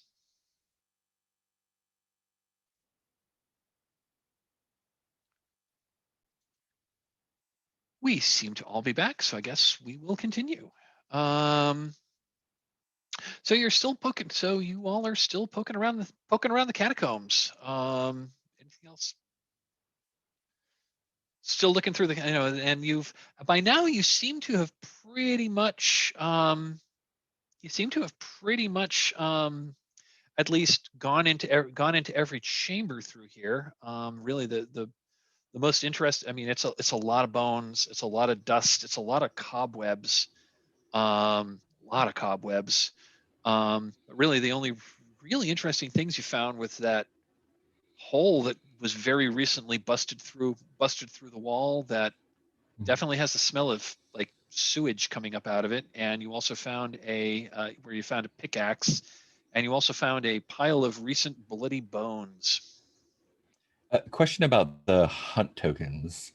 For spending 3 tokens, does that one person has to spend 3, or can we pool them? You can pull your Cool. tokens. Awesome. It looks like we absolutely have you can absolutely pull your handful. tokens. What do folks think about doing that? And you can also trade your token. You can also trade in a token to find a piece of treasure. Right. I'd like to see maybe what's through this hole first. Yeah. A lot of we might just achieve the goal by just going through here and not have to spend the tokens. Yeah, I'll go through there with you if you want to do that. It's so you're gonna have to crawl on your hands and knees, single file. Mm-hmm.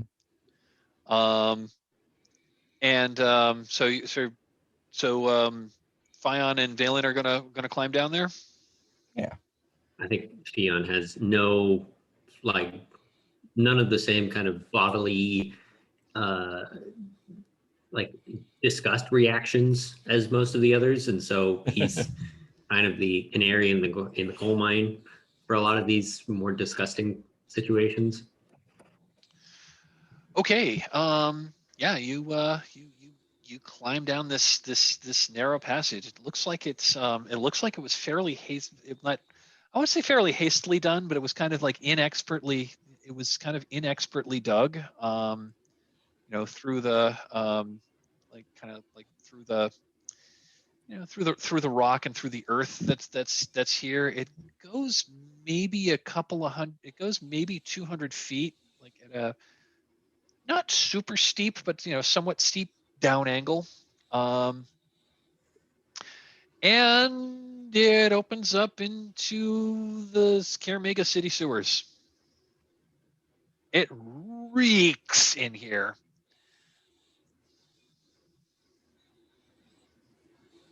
Okay. I think Theon is gonna hop out.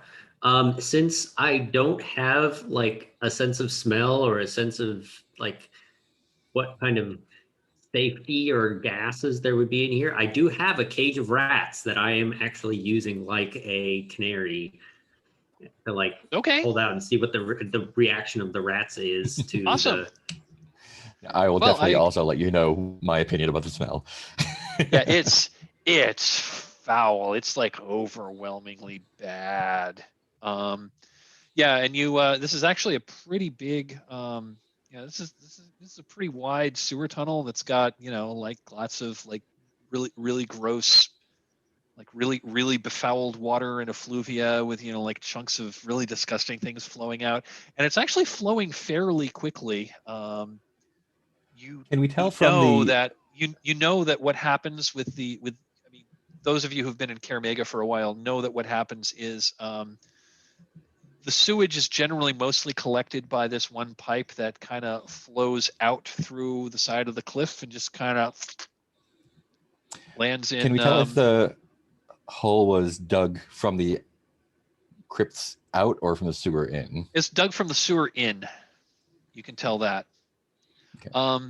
But yeah, Theon, yeah, you're definitely exploring the world. So why don't you go ahead and do and you're using, and yeah, if you're using those rats, you're using your caged rats. That's using a tool. So we should go ahead and do a hunt too.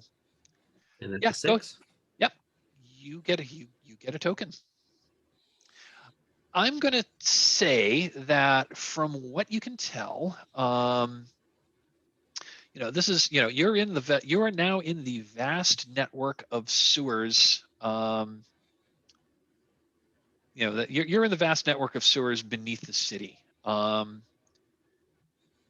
If you were to guess, someone probably, if you were to hazard a guess, you think that someone took it up, because digging under Caramega to try to find treasure is not an uncommon thing to do. So you think that someone must have come down into the sewers and maybe did some kind of calculations that maybe there's that maybe they were trying to get it, maybe they were trying to like get into a vault,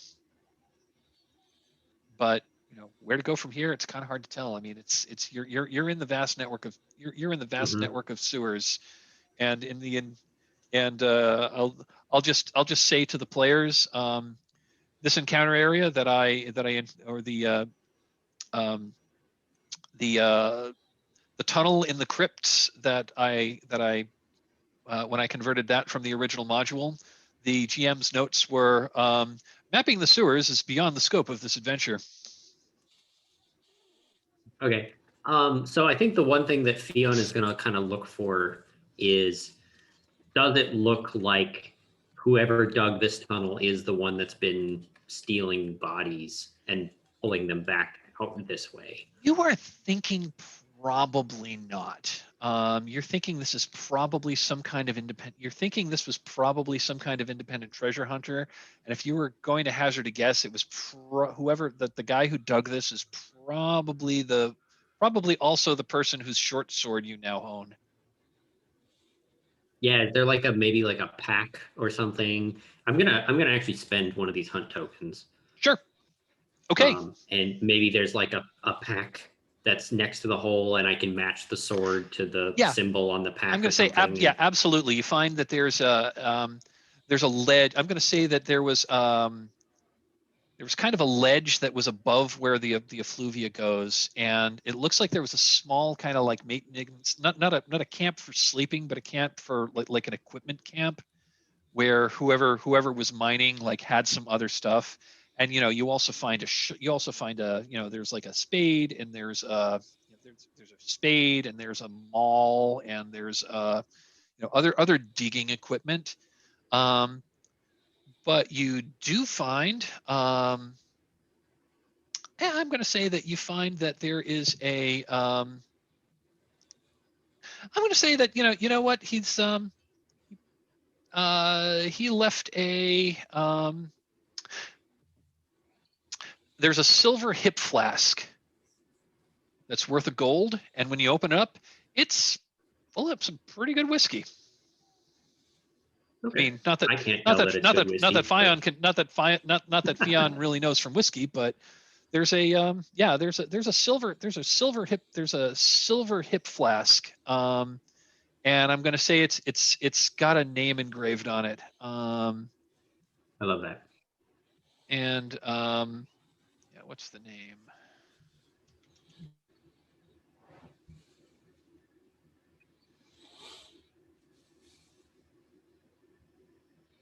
We could go with one of the other kind of character gen names. Yeah, We that's just true. go I with, was I was going to fantasy. I was going to my favorite, fantasy name generator. Fantasy names, human names.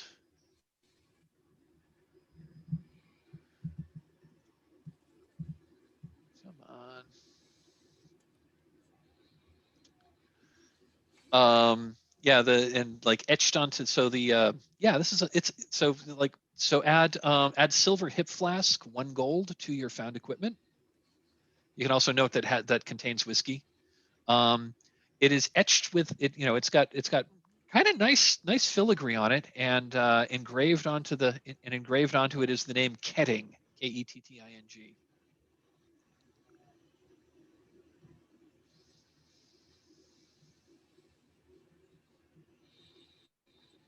And that's what you find. So you climb back up into and you realize that this seems to have been a red herring.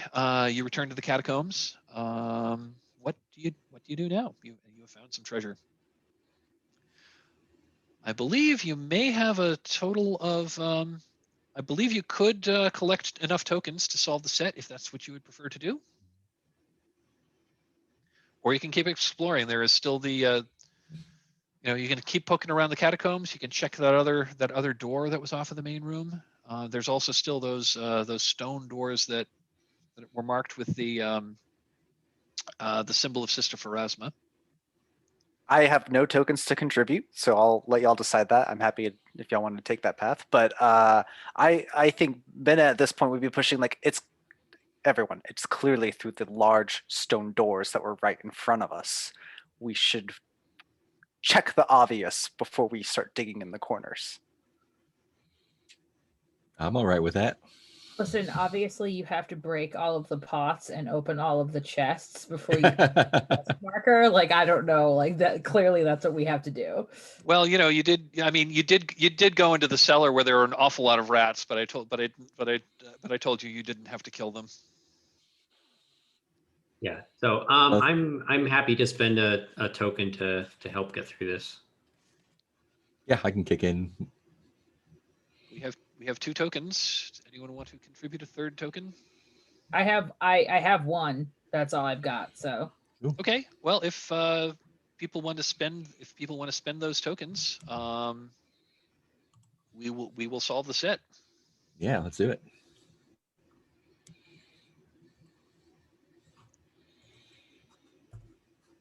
Okay. So we go back. I go back to 0.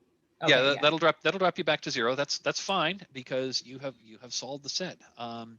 So you try these stone doors, and they're sealed, they're closed, and there is no obvious way to open them, other than there is a heptagonal depression, kind of right in the center. It's maybe about an inch and a half, 2 inches, 2 inches across, and that's weird. But Obeha thinks that this is probably it's probably some kind of magical key that you need. You then open the door. You then open the other door, and that opens into a bunch of basically, it looks like an embalming or a funerary preparation, a series of preparation chambers. You poke around in there for a while, and eventually you find eventually find a like cast aside. You find a like stone heptagonal this heptagonal stone that's got a little like out of the center of it, it's got this little like a gold ring that's embedded in it. And on the side that doesn't have the ring, it's got again that spiral symbol that is the holy symbol of Sister Pharasma. And you bring it back and you place it in there, and there is a and the sound of stone on stone as the doors slide open. Do you hang on to this key?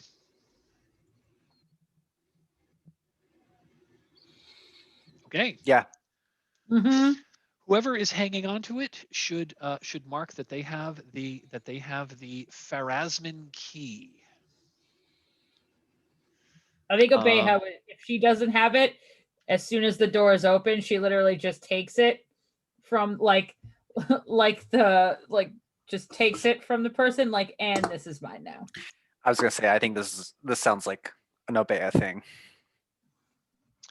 And I'll just tell you, the Pharasman key would be worth 2 gold to the Sisters of Pharasma. But it may also have other uses, because it is clearly a magic item of some sort. Cool. Yeah, you take the key out. There's a pause, and the doors start to slowly close behind you, but there's plenty of time to get through, and you do see that on the other side there's another place, there's another depression for the key. You have solved the ancient catacombs, and you have entered the Grand Chapel.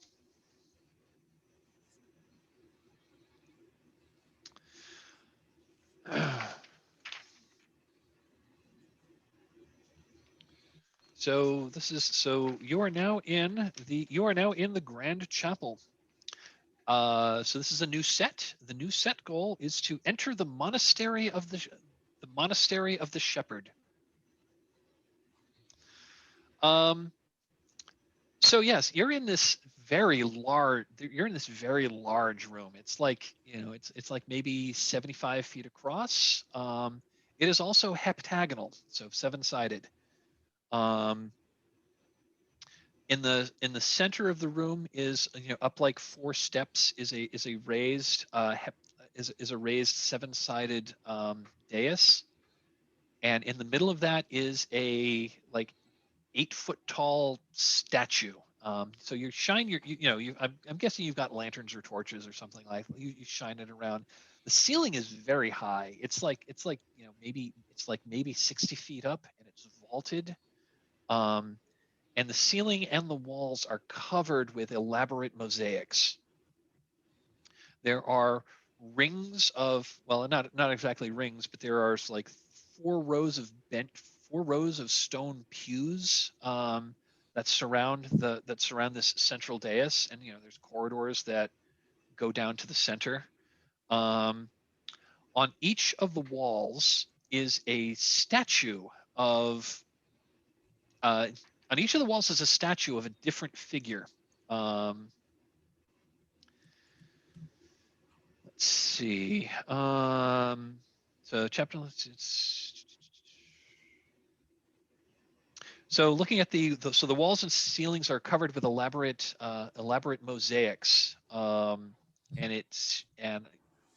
none of you are real experts on the cult of Sister Pharasma, but you would imagine that these are showing different events that are part of the different events that are parts of the fables and lore and stories of the goddess. And again, she is the goddess of the cycle of life and death.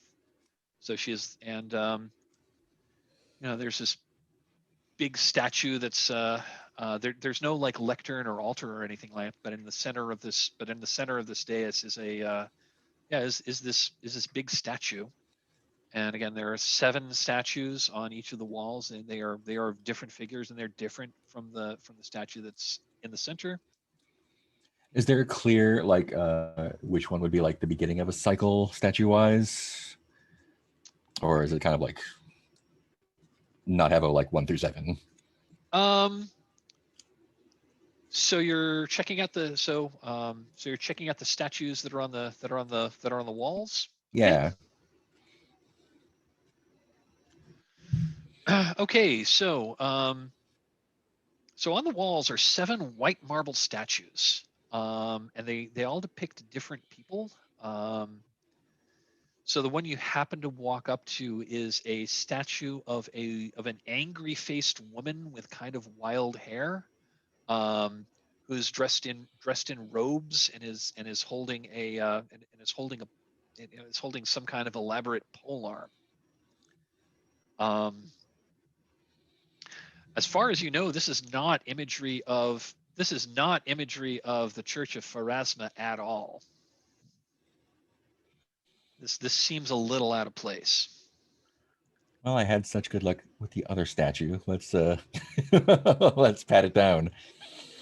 And I'm actually going to be using the silver dagger instead of my crowbar to Okay, pat it down and see if tapping around, poking with it. Yeah. What are your so you're just kind of like tapping around, looking for what? Yeah, looking for bits that move, bits that press, anything that might be hollow. Okay, I think using that silver dagger. So yeah, why don't you go ahead and do a hunt too? Yeah, cool.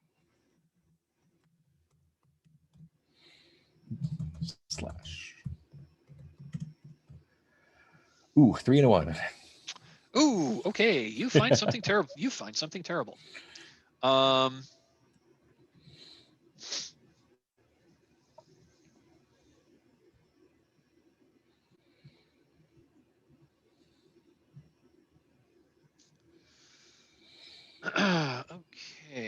What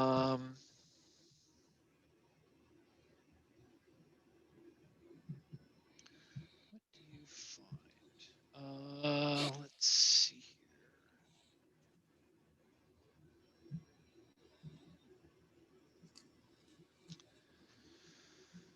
here. Sorry. So,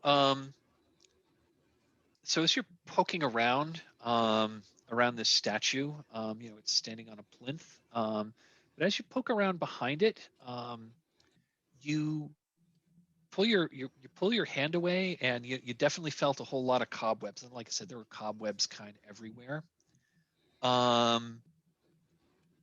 But this time it's not just cobwebs, because you also, as you're pulling it away, you feel something move on the webs, and you hear kind of like a clicking or a clattering, and out from behind the statue comes well, for lack of I mean, it's clearly it's 2 skulls, 2 human skulls on 8 white spider legs. They come out, and they are aggressive. They are like aggressively moving like right at you. Yeah, definitely back away from that. Guys, we got skeleton spiders, I think. Okay, we've got a combat. Yeah. So here's how combat works in Trophy Gold. So you can enter combat if you have a weapon, and Valen, you clearly have that silver dagger. So you may enter the combat. Everyone who wishes to enter the combat may do so. For every person who has entered the well, first of all, everyone needs to declare who wishes to join the combat. And I'm going to say that, at least for the first round, since Valen was the one who discovered them, I'm going to say that it's pretty much just Valen for the first round. If you choose to enter the combat, tell us how you are vulnerable to this thing you are fighting, and then you need to roll what's called your weak point. So Valen, why don't you tell us how you are vulnerable to this pair of like skull spiders or bone spiders or whatever you want to call them. I think I'm. And then you. Oh, go Oh, ahead. I was going to say. So why don't you go ahead and tell us how you are vulnerable to them?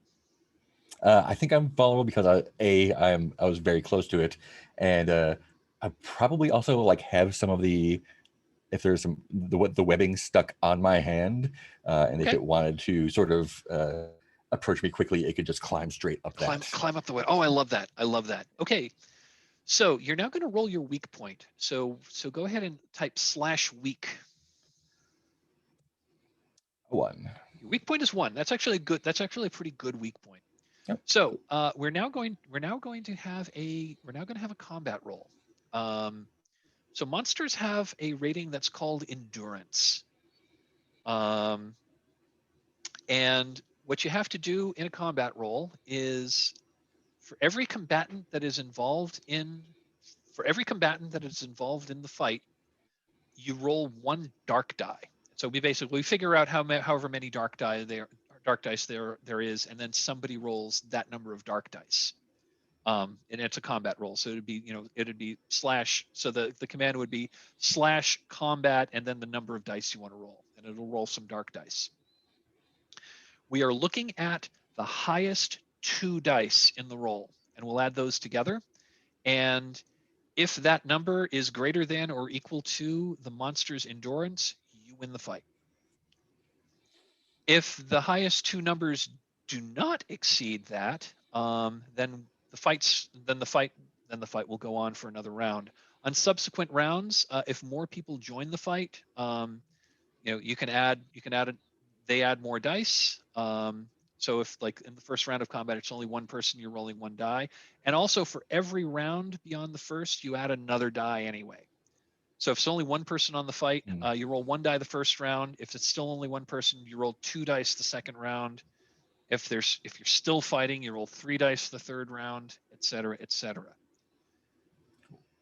If any of the dice hit your weak point, your ruin goes up by that number. So if, for example, you're on week 1, you're rolling 3 dice. If there's 3, for every 1 that comes up on the dice that you roll, your ruin goes up by 1 for each of those.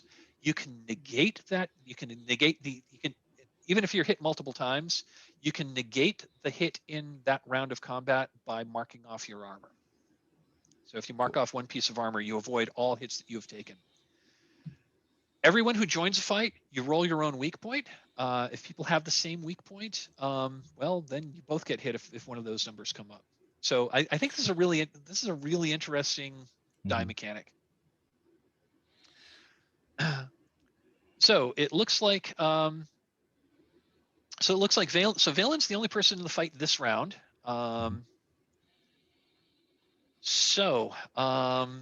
Yeah. So why don't you tell us how you're fighting the spiders? I think I sort of, as it's coming, sort of like wait for it for a second and then do a slash with the slash with the dagger. Okay. Yeah. So go ahead and roll /combat 1.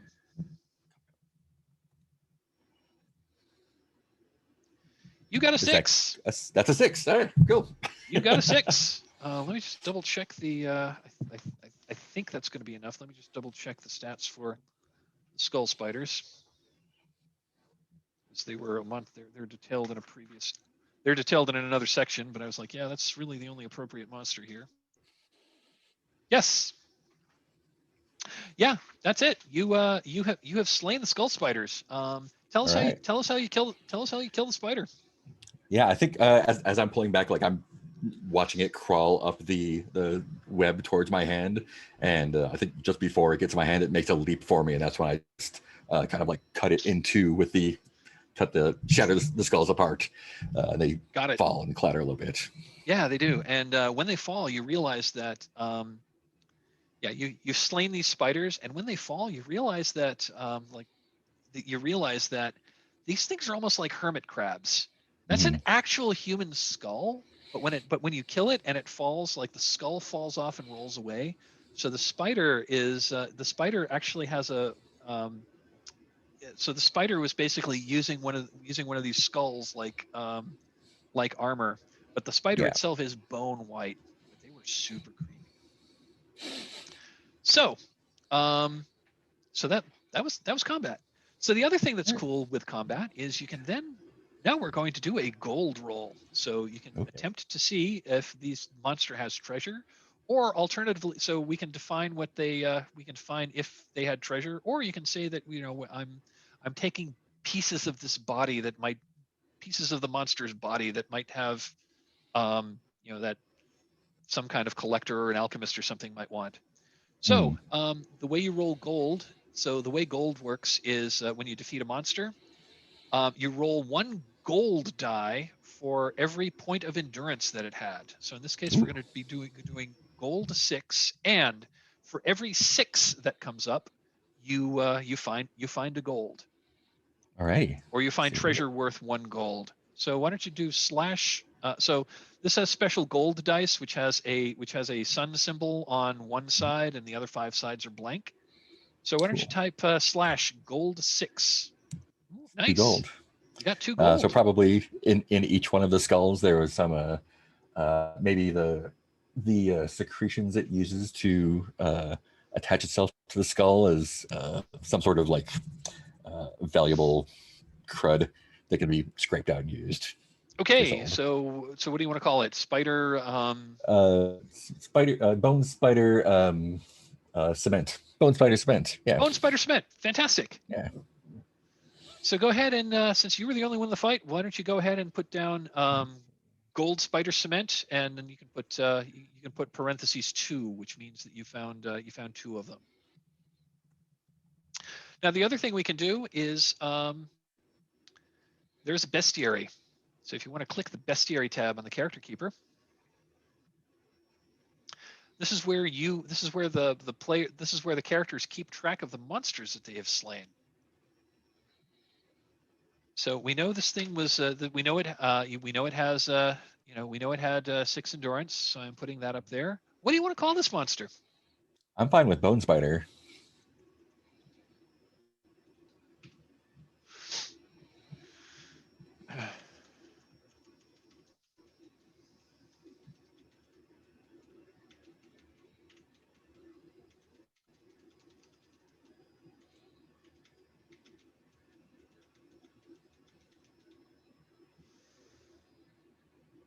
Harvested from the body. We've got bone spider. Bone spider cement. We know it has webs.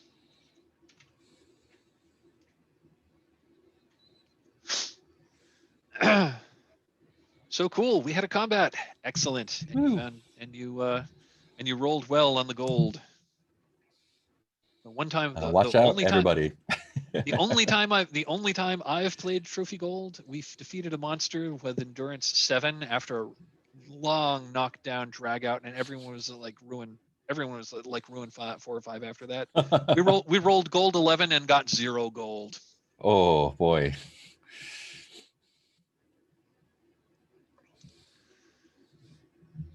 Very cool.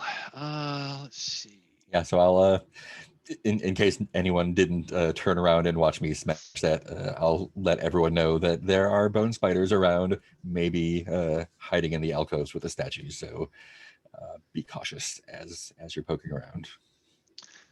So cool. Oh yeah, one other detail from this room that I didn't get to mention, that I neglected to mention, was on the other side of the chamber, opposite, like more or less. Well, it's not directly opposite because this is a 7-sided room. More or less directly opposite from the doors that you entered, there is a set of stairs that go up the wall, and there's like a balcony landing, and there's a pair of doors up there. And flanked on either side of the doors are a pair of or another pair of these are gray stone statues, and just from here they look like they're much less detailed than the 7 statues that were around the room, and they also look different from the central statue that no one's really taken a really close look at yet.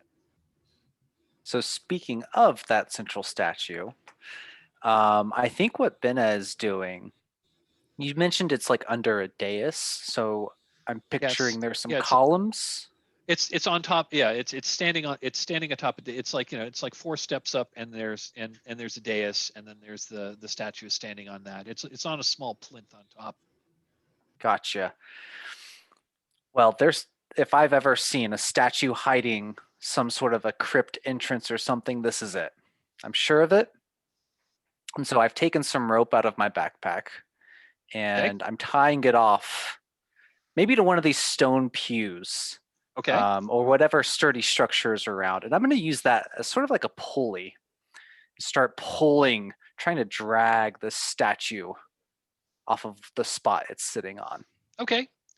So let me tell you a little more about the statue before you start messing with it. So on the dais stands a 10-foot tall statue carved of black stone, depicting a threefold representation of a woman. So it's kind of like a triptych statue. So like depending on which side you're looking at, it's got different aspects. So on one face has a kind expression, and that side's arm holds a baby. One face has a stern expression and holds an hourglass, and the third has a wild expression and holds a skull. In the central part of the statue, carved above its breast, is that same spiral pattern that we've seen. However, painted in red over that over that spiral symbol is a different symbol. It's kind of this spiky rune.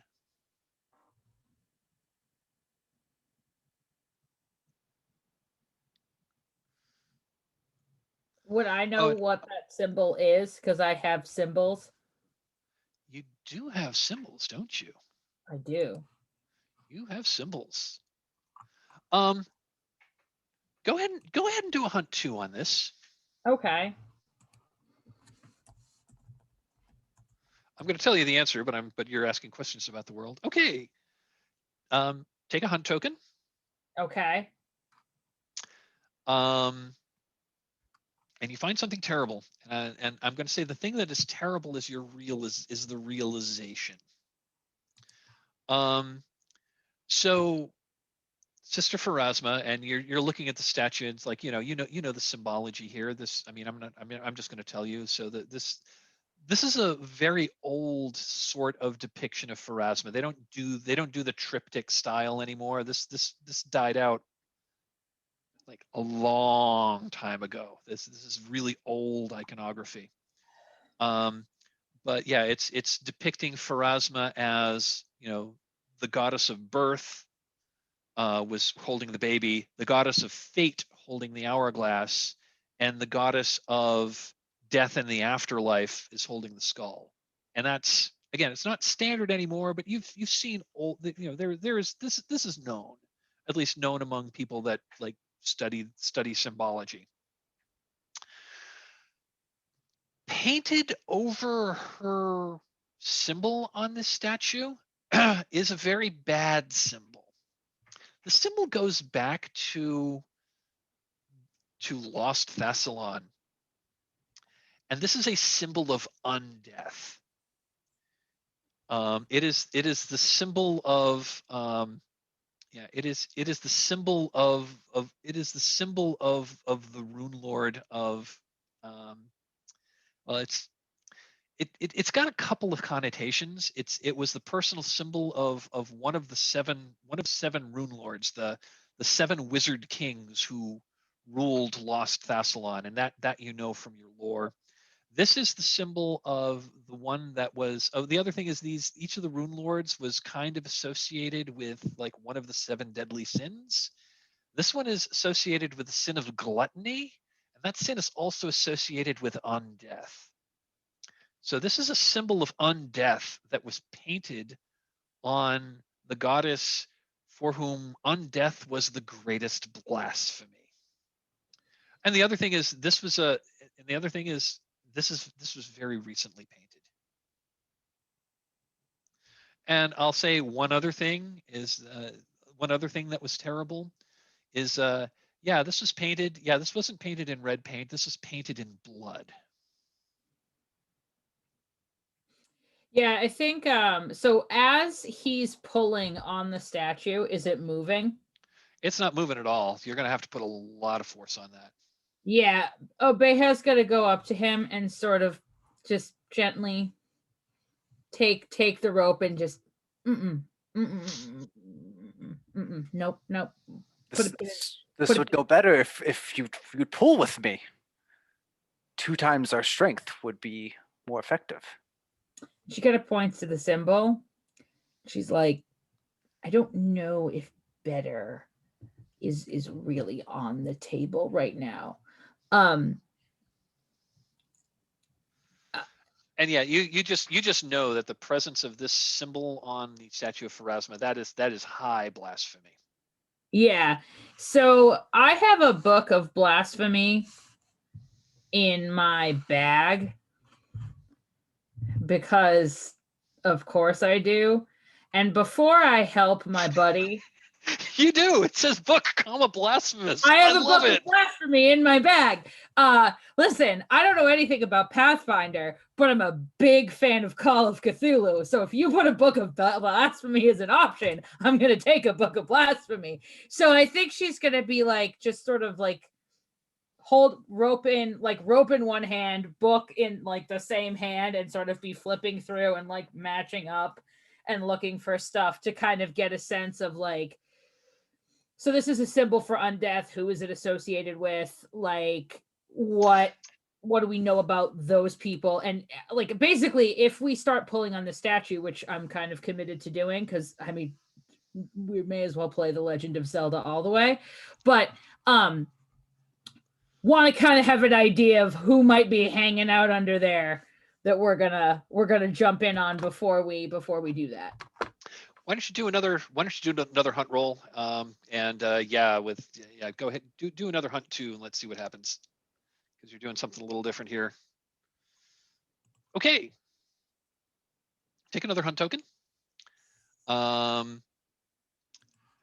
So I'm just gonna say that just looking at this,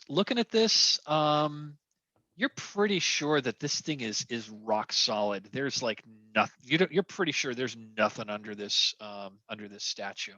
In fact, I mean, a solid stone statue this size is probably weighs like 3 tons. So it needs a lot of support under it. It's probably sitting like more or less right on bedrock.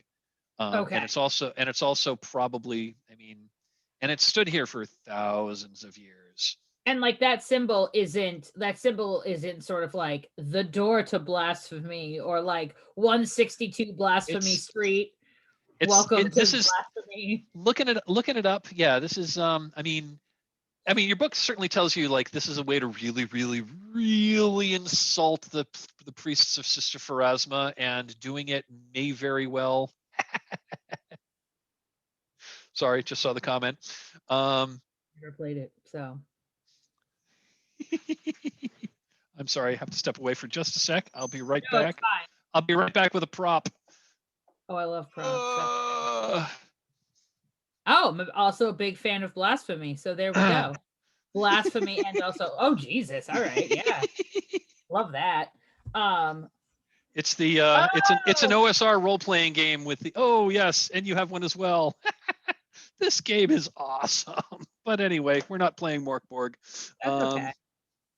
I'm gonna take a second, and is the realization that like we are super effed the something horrible that I find?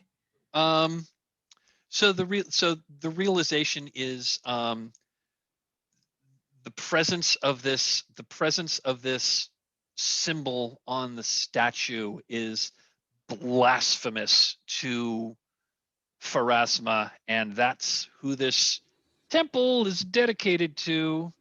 Okay.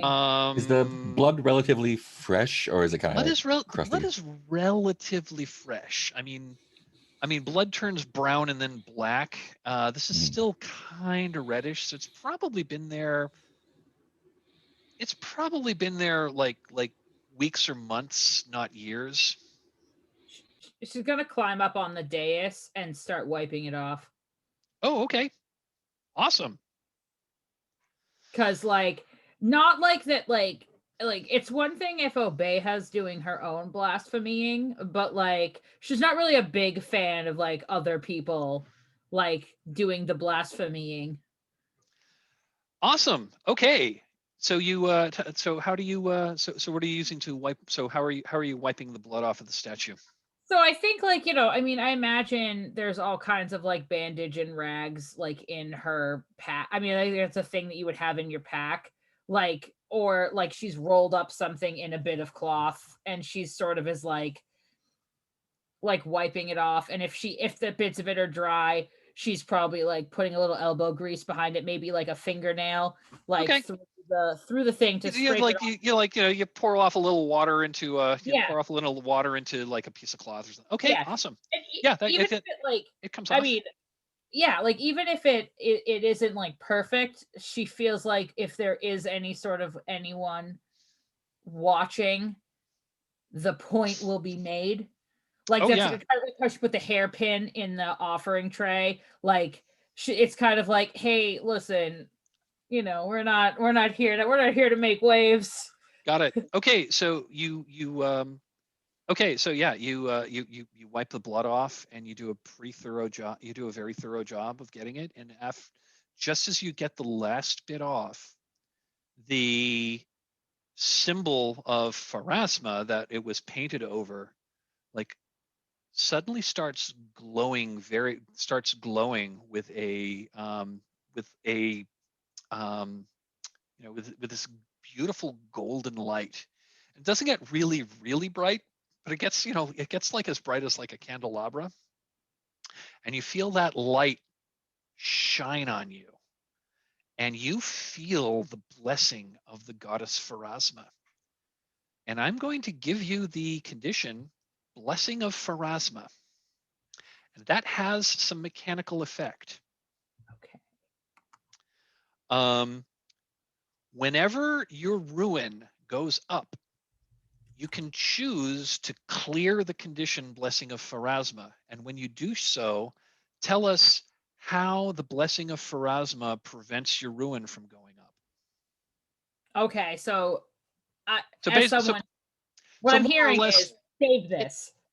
Oh yeah, save this. I mean, Yeah, this is okay. basically All right. yeah, great. yeah. So the condition is Blessing of Pharasma. This is more or less acting like armor, but it doesn't just have to be in combat. So this is any time your ruin would go up, like either through combat or through a risk roll.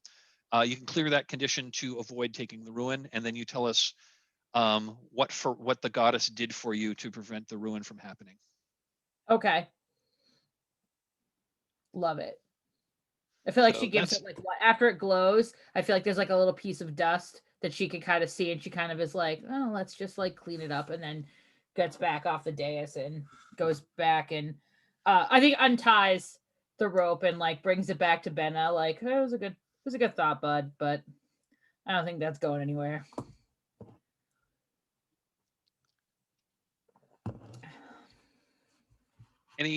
So there's staircases that's going up to the balcony. There's the statue that Valen started to examine. There's six other statues. What would you like to do here? Eon is probably most interested in progressing from here and is kind of single-minded in that pursuit. So I think Fionn is definitely starting to make their way up these stairs. Let's see if there's anything up on the balcony. Okay, so this balcony is about 20 feet wide, maybe about not quite 10 feet deep. It's got a railing, and the other thing is, now that you're up here, it looks like all of this is more or less carved out of the bedrock. Impressive. So and it stands about, and this balcony is about 20 feet above the floor of the floor of this chapel. So now that you're here, there's a pair of bronze doors. They're like, covered with kind of greenish patina.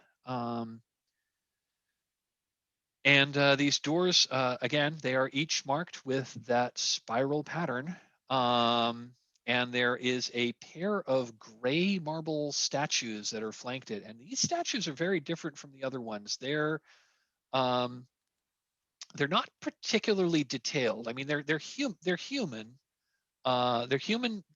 They're human, but they're it's got facial features, but these are very stylized. And the two statues seem more or less identical, but they're stylized. They don't have a lot of detailed features. I mean, almost, they aren't, but they have the kind of level of detail that like an Art Deco statue would have. Yeah, I like that.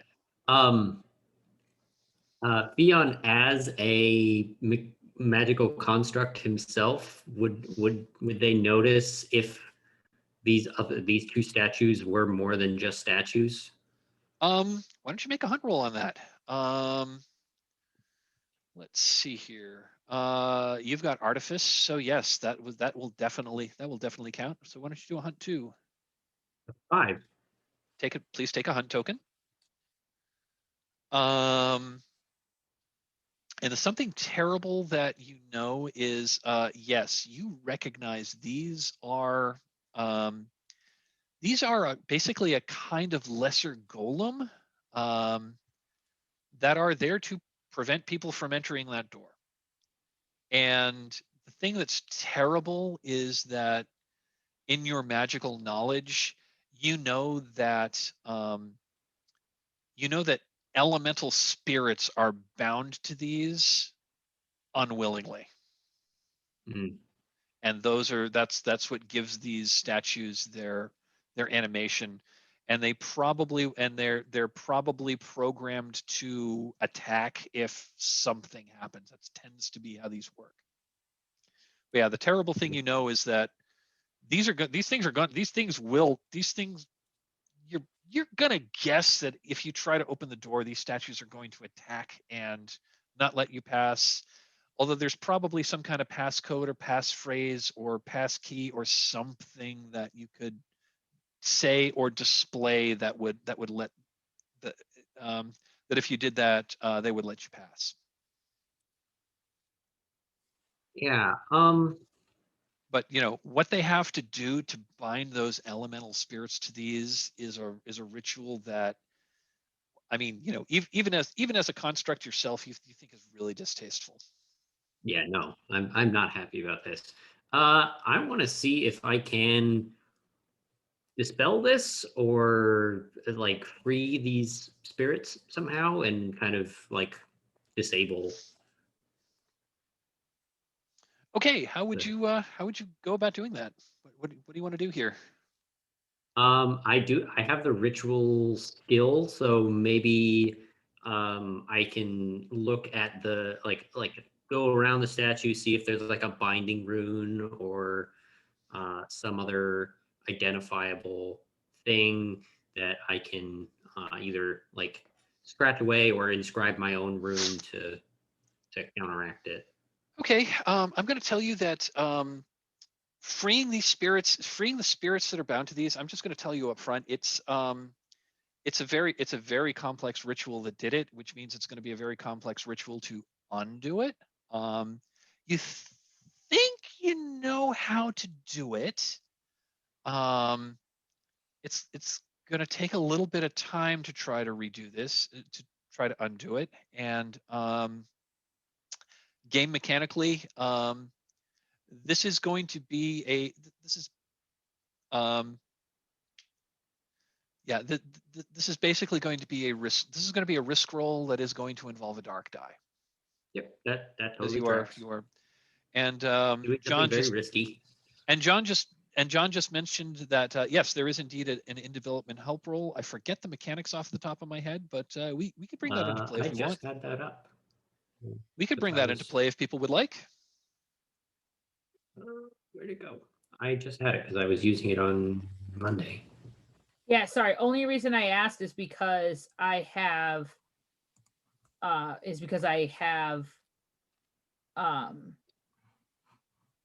symbols and lore, but that's fine either way. Got it. Oh, I noticed that, and I do notice that Obeya has the enliven ritual, and to a certain extent, this would sort of be the reverse of that ritual.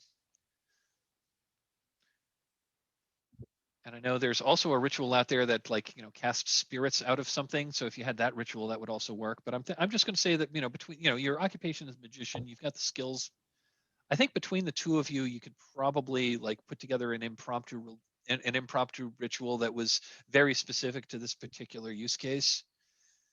Yeah. God, Um, God, oh God! Sorry for saying the phrase use case. My professional life just came in. I've got the help roll up. Do you want me to just read that off, or do Oh you yeah, want that'd be to great. not use it? Yeah. So if another player is making a risk roll, which includes at least one dark die, yes, you may offer help to improve their odds of success either before or after. If they accept your offer, say how you expose yourself to danger and roll one light die.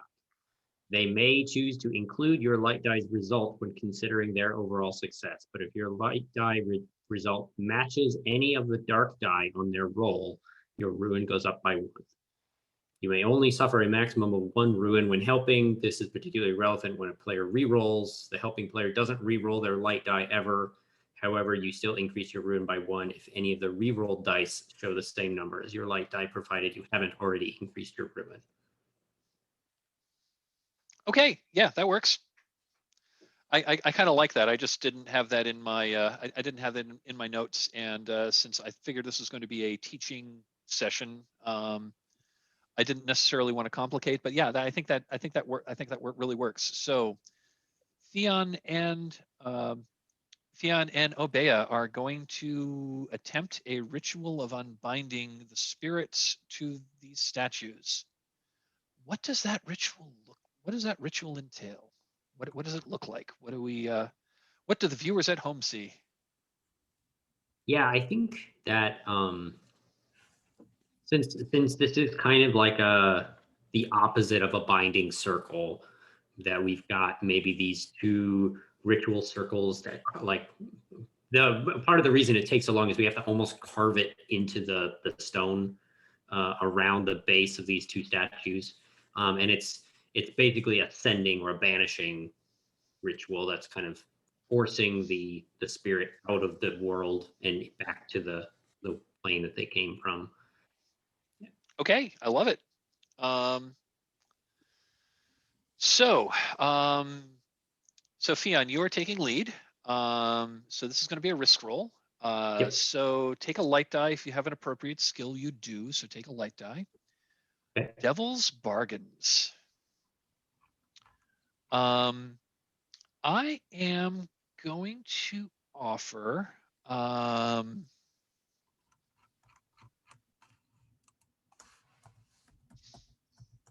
let's see here. Did we want to offer failure states first, or? Oh yeah. I'm sorry. You are correct. I forgot. So what are you afraid will happen if this doesn't go so well? I got ahead of myself. Sorry.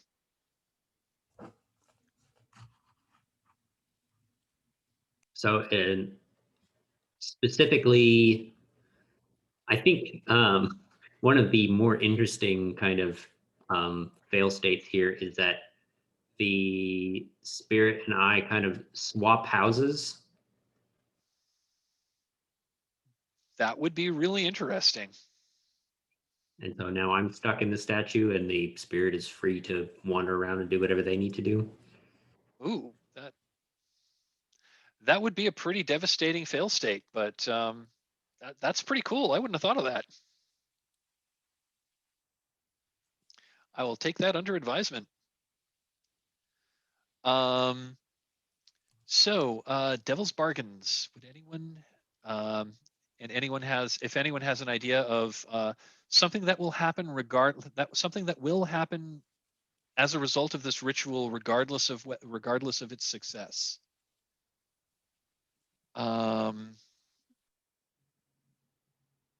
Okay, I'm gonna offer one, and that is regardless of what happens, the ritual causes the ritual basically causes this balcony to collapse.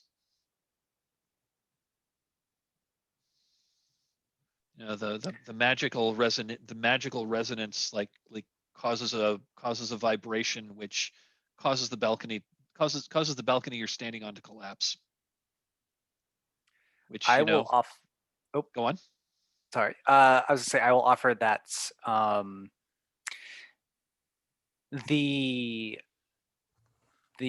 originator of these bindings is aware that you've broken them, and they are somewhere in this dungeon. Ooh, I like that too.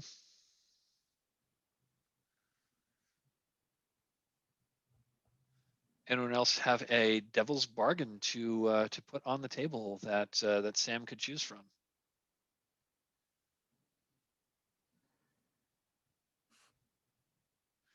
And you know, Sam, if you sort of like one of those, and you want to offer Yeah, make a counter offer on one or on either of them. I was gonna say I'm totally on board with bringing in other NPC antagonists here, so I kind of like that I too. think I'm good with picking John's. Okay, awesome. So, and you must include a dark die because it is a, because this is a danger. This is, you know, you're invoking magic, and that is by its nature, dangerous.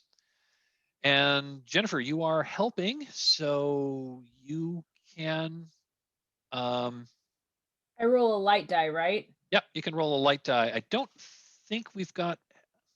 I got the antlers Oh, awesome. situation. Is that a 6 or a 1? Yeah. Oh, good. that's good. that's a 6. That's Okay. a good thing to include. Nice. We both rolled 6s. Cool. Both rolled Nice. 6s. The ritual goes off without a hitch. Why don't you tell us why don't you describe how you free these elemental spirits? Yeah, I think Obeha is probably leading the actual like like setting up the ritual. So if you want to describe that, and I can describe the fallout that happens type thing. So yeah, I think this is where, I mean, I know that we don't have backpack stuff, but I think now I am going to put the chalk back as a thing. So she takes out chalk. I imagine someone who deals in symbols would have various writing implements. Like, that makes sense.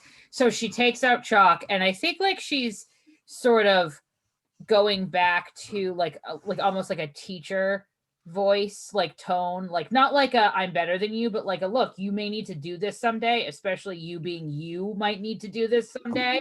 And so she like, you draw a series of symbols at like roughly similar intervals around the statue, and then you erase them in a particular order, and you like have to make sure that you're standing on one side of the circle that you create. And she's kind of going through and like, now you try that one, you got to go more, you have to make sure it's like really gone, because that might be another symbol, and you don't want to turn this thing into a cactus, you have no idea, like. And I think it's sort of like that, definitely like that situation. And like, as the symbols are originally drawn, it's almost like the airflow in the space changes toward the statue, not in a way to be destructive, but just like something you can feel, like almost like mini monsoon season. And then as they start to be erased, that pattern begins to break up. I love that. Just the air movement pattern starts to break up as they start erasing the symbols on the floor. Yeah, and I think that every time you erase one of the symbols, part of the statue starts to become a little translucent. And so you can see the spirit kind of roiling underneath the surface. And then once the last one is erased, the whole statue goes transparent, and the spirit just kind of flies away, and then everything seals itself back up. I love it. That's fantastic. yeah, you have you have released the spirits that were animating the guardian statues, which is awesome. It means you don't have to fight them. That's really cool. I love it. And I'm just going to say that since they were relying on the statues to be guardians, those doors aren't locked. And you open the doors, and you enter the monastery of the shepherd. You have solved the set. So it is. I've got 8 minutes after 5. Why don't we take another 5-minute break? We'll come back, and I think what I'm going to do is, because this is a one shot. We've got less than an hour left of play. I think I'm going to hand wave the monastery, and I think I'm going to hand wave the monastery, give you some clues, and set you up for basically the final set, so we can kind of bring this incursion to a close, since this is a one shot. So cool. So I got 9 minutes after. Why don't we come back at yeah, why don't I come back in 5 minutes? So yeah, come back at 16 past.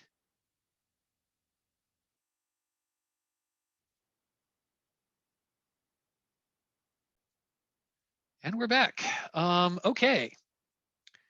So we're getting close to time. So I think I am going to hand wave the next set, which was the Forgotten Monastery. So I'm just going to narrate. Your way through this. So this is a series of chambers. It was clearly a monastery of priests that were dedicated to Sister Pharasma.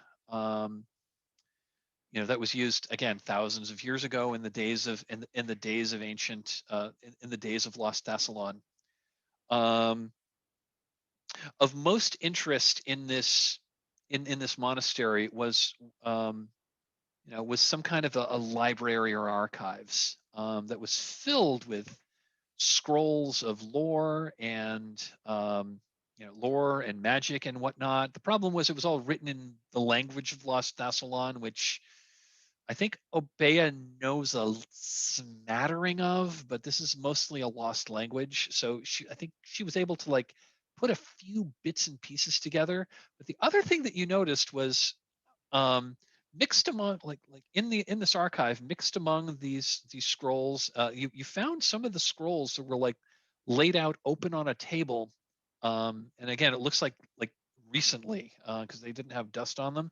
And also you found a few like pages of like modern day notes that were taken on some of these, and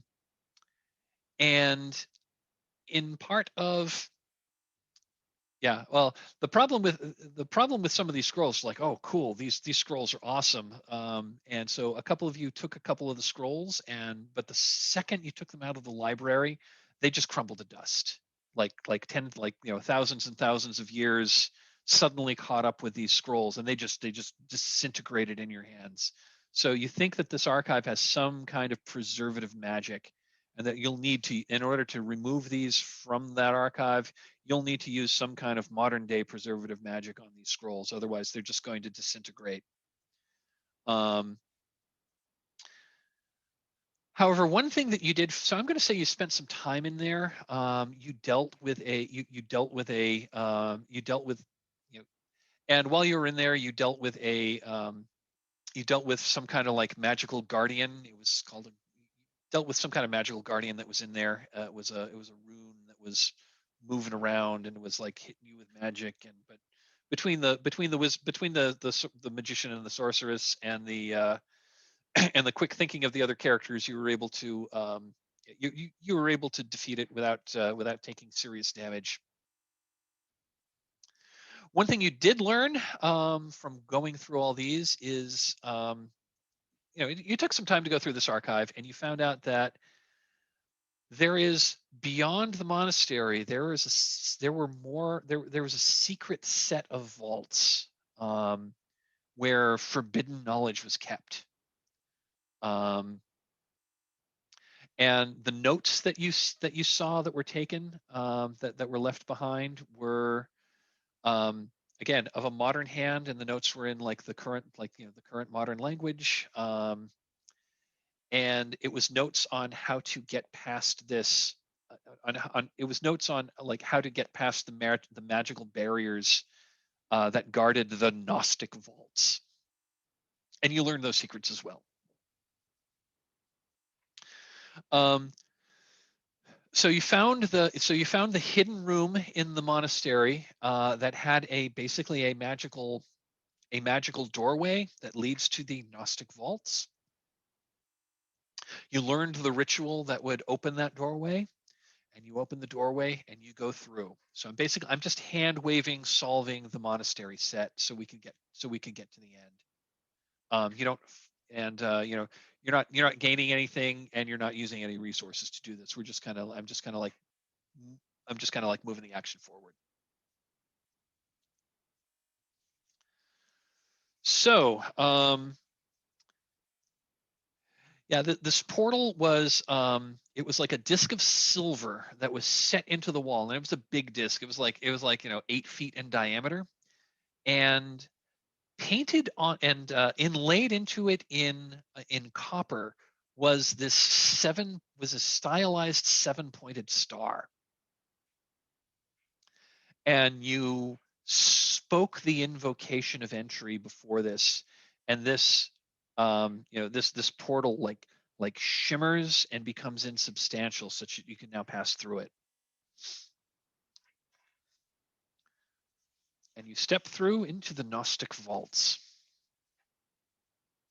So the room you step in is a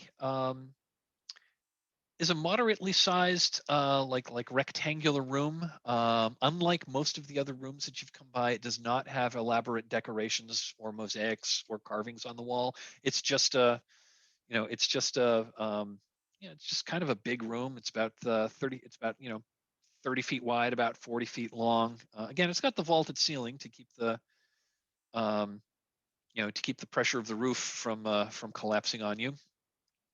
And the thing that you see when you step in here are there are 5 skeletons that are just kind of standing there, and they're weird. They're just kind of they're these 5 skeletons. They're standing there, and someone has wired them together like with wire, and also running along them are like rubber tubes. And there's this acrid smell that seems to be coming from them. Also protruding from each of the skull's head is like this, like glass or crystal. Is like this crystal vial, and you can see there's this pinkish fluid that's bubbling in that, and it's also and this fluid seems to be like circulating through these tubes, these like rubber tubes that are all through these skeletons.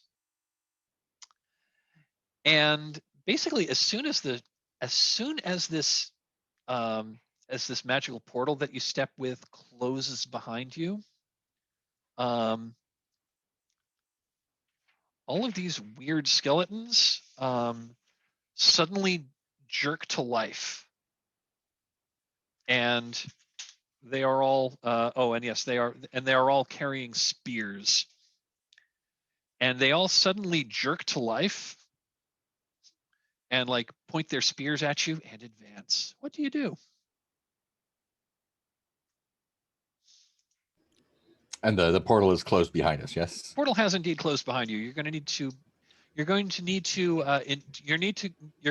do the invocation of opening again, but that invocation takes a good like 2 minutes to recite. Ben immediately takes a defensive stance, bringing the shield forward, short sword at his side, and looks to the others and do we attack? Do we defend ourselves? What is this weird fluid flowing through them? Curse this place. Whoever's been messing with the bodies in the ossuary has clearly been bringing them here to conduct some sort of experiments on them, and probably a effective way of dealing with that would be attacking the machinery or tubing instead of the skeletons themselves. So Yeah. these skeletons, they're like they as they move forward toward you and with their spears advanced, their movements become less and less jerky and more fluid, as if they're as if they're like shifting into high gear, and they're Mhm. and they're basically on you. And I think unless someone has a brilliant idea, I think we are going into a combat roll. Can I use my where is it here? Can I use my repel ritual? To use that's a ritual. Use Yeah, that. it pushes away animals or peoples with spiritual force.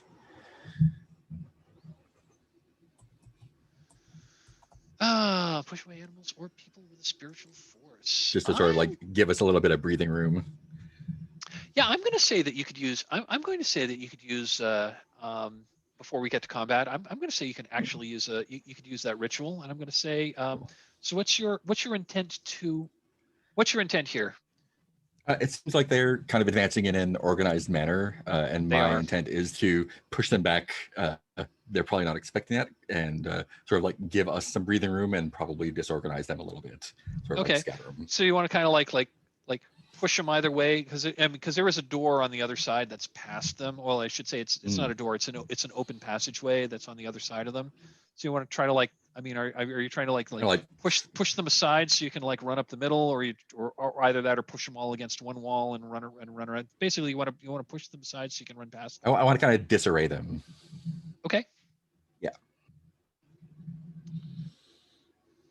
Okay, and the purpose of putting them into disarray is so you can like get by them without having to fight them, or So we have some room to fight them, and so they're not as organized when attacking. Okay. Yeah. Okay. Alrighty then. Yes, we can do the ritual of repel. So this is going to be a risk roll. Okay. The first is, do you have an appropriate skill to cast this ritual? And I'm shooting. Tactics or spontaneity.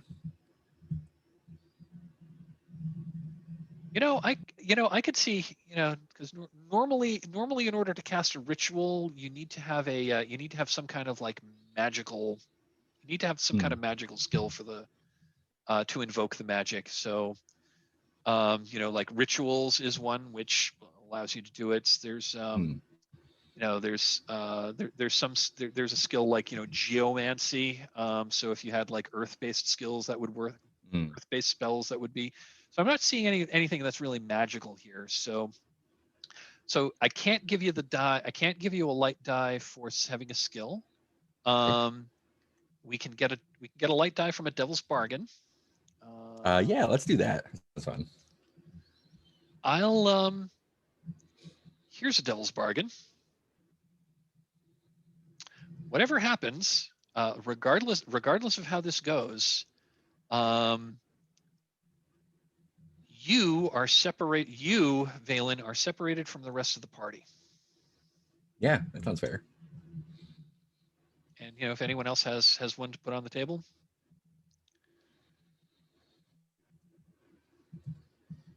I'll take that one if no one else has anything. So I think that might mean if it does turn to a fight, you're going to have to take on, you're going to have to take on some on your own. You're either going to have to take on some your own, or I was going to, I was muted and couldn't unmute myself for a second. Go for it. I was going to offer that the repel launches all of your equipment to the far sides of the room, because you just kind of explode out with this force. I think I'll take the first one. I think that one's, yeah.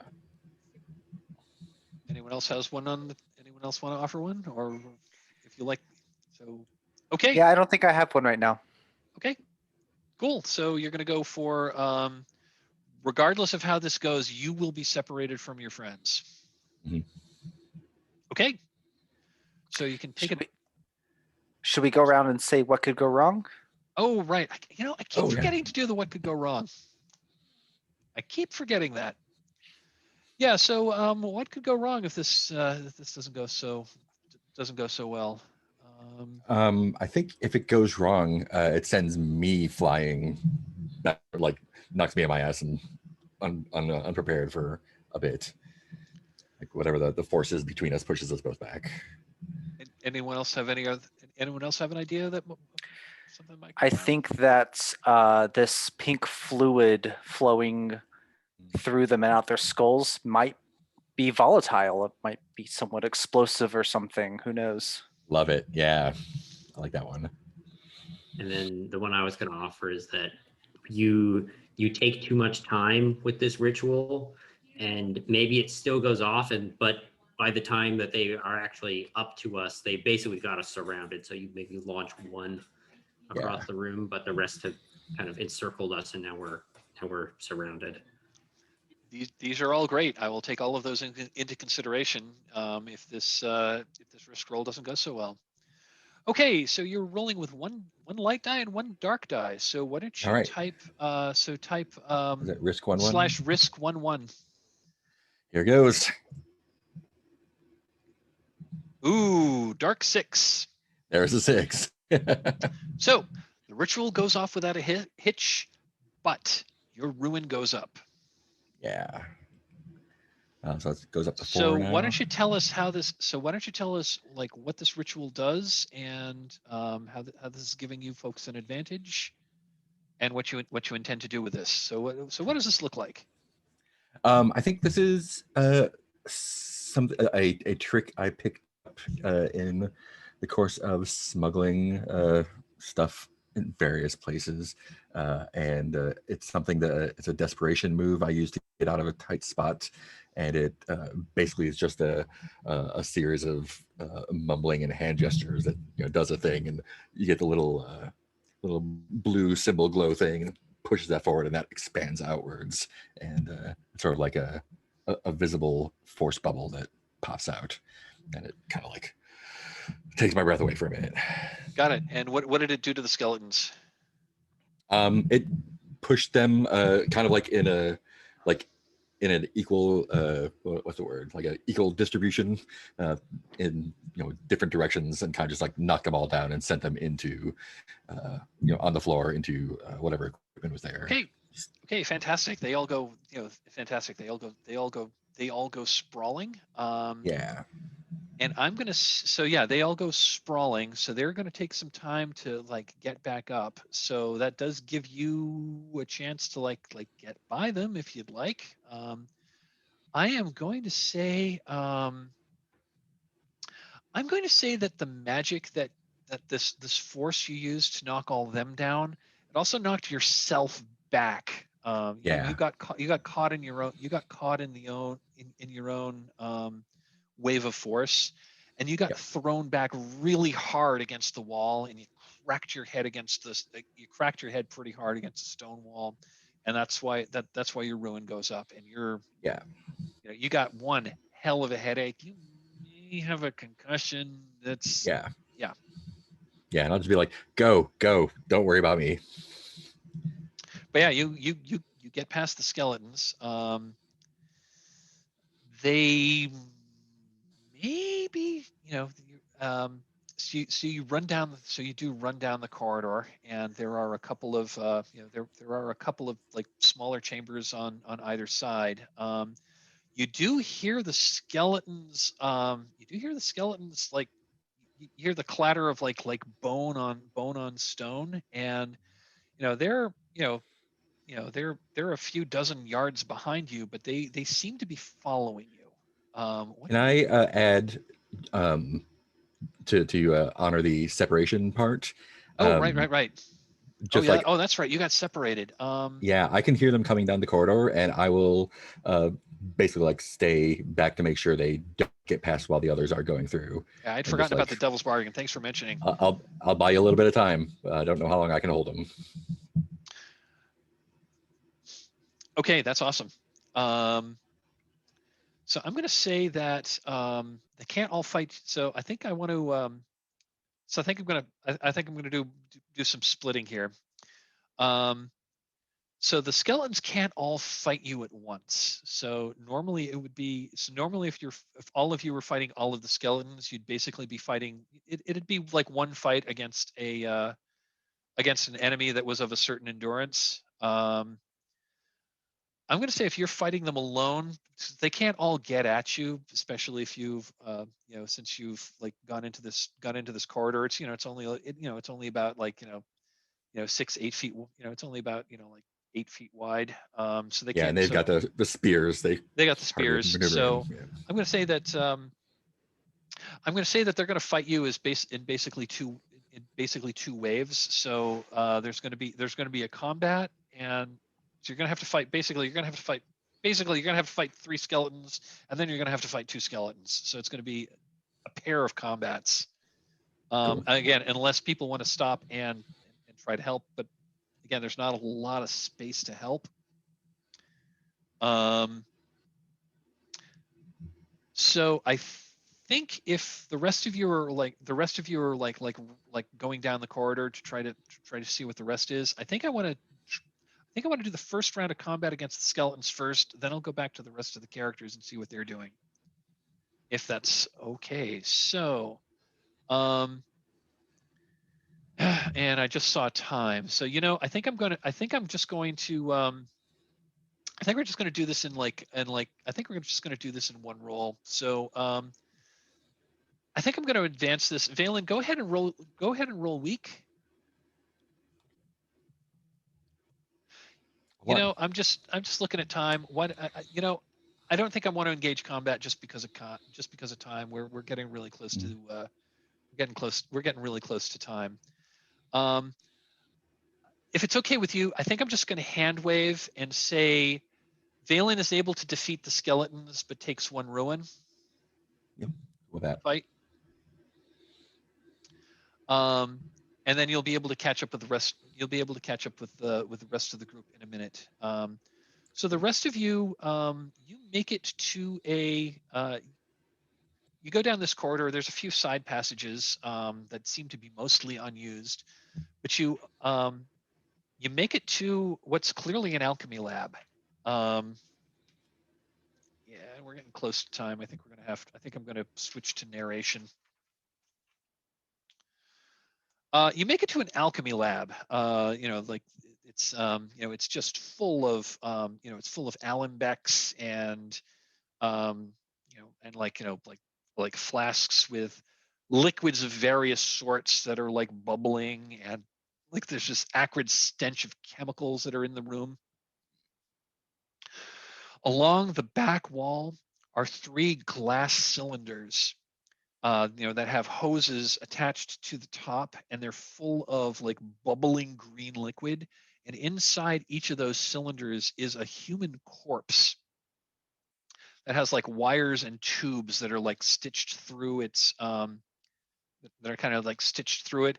And much like those skeletons, this one had the crystal thing protruding from its skull. These corpses have like glass vials that are projecting from their necks, and again, they got like pink fluid that's bubbling through them, and they're like inside this.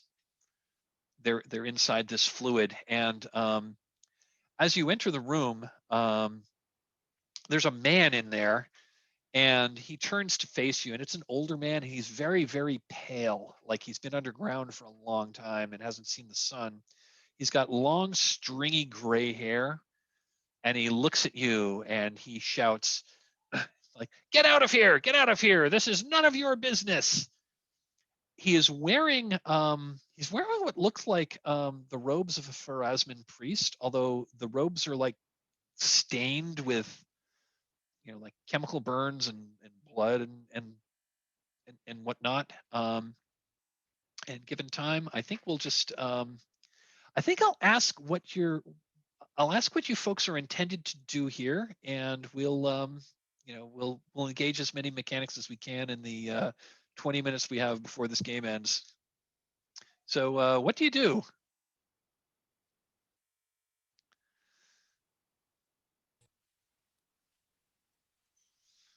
I think Theon is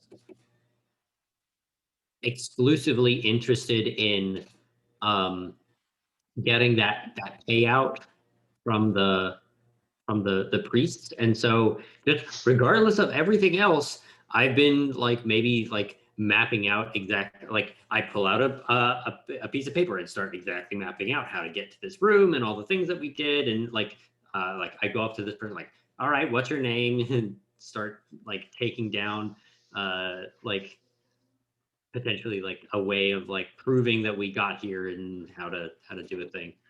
So basically are you trying to like are you trying to more or less befriend him so he reveals his secret plan? So he reveals his evil plans? I don't care what his plan is. I just want to prove to the priests that we know he's here and he's probably the one taking their corpses. I will add to that, and I think that Benna would attempt probably some sort of an arrest in the situation. We're taking you in under suspicion of undead shenanigans, sir. Yeah, I'll definitely back that up. Okay, well, he's not going to surrender without a fight, and I think I'm just going to narrate this just for reasons of time. He says, like, you'll never take me alive. He throws, he throws this like knife switch that's on the wall. There's like sparks, and the 3 cylinders like rise, and all that like green goo just kind of like comes sloshing out all over the floor and goes down. There's like a big like manhole sized grate in the middle, so all this stuff like sloshes down into that. And these are some kind of zombie that seems to be powered by whatever it was that powered those skeletons, and they lurch forward. And yeah, I'm going to say there's a big fight, but I'm going to say there's a fight. Ultimately, you defeat the I'm going to say ultimately you defeat the zombies and apprehend him, and I'm going to ask you how that happened. Obeya, what was your role in apprehending this guy?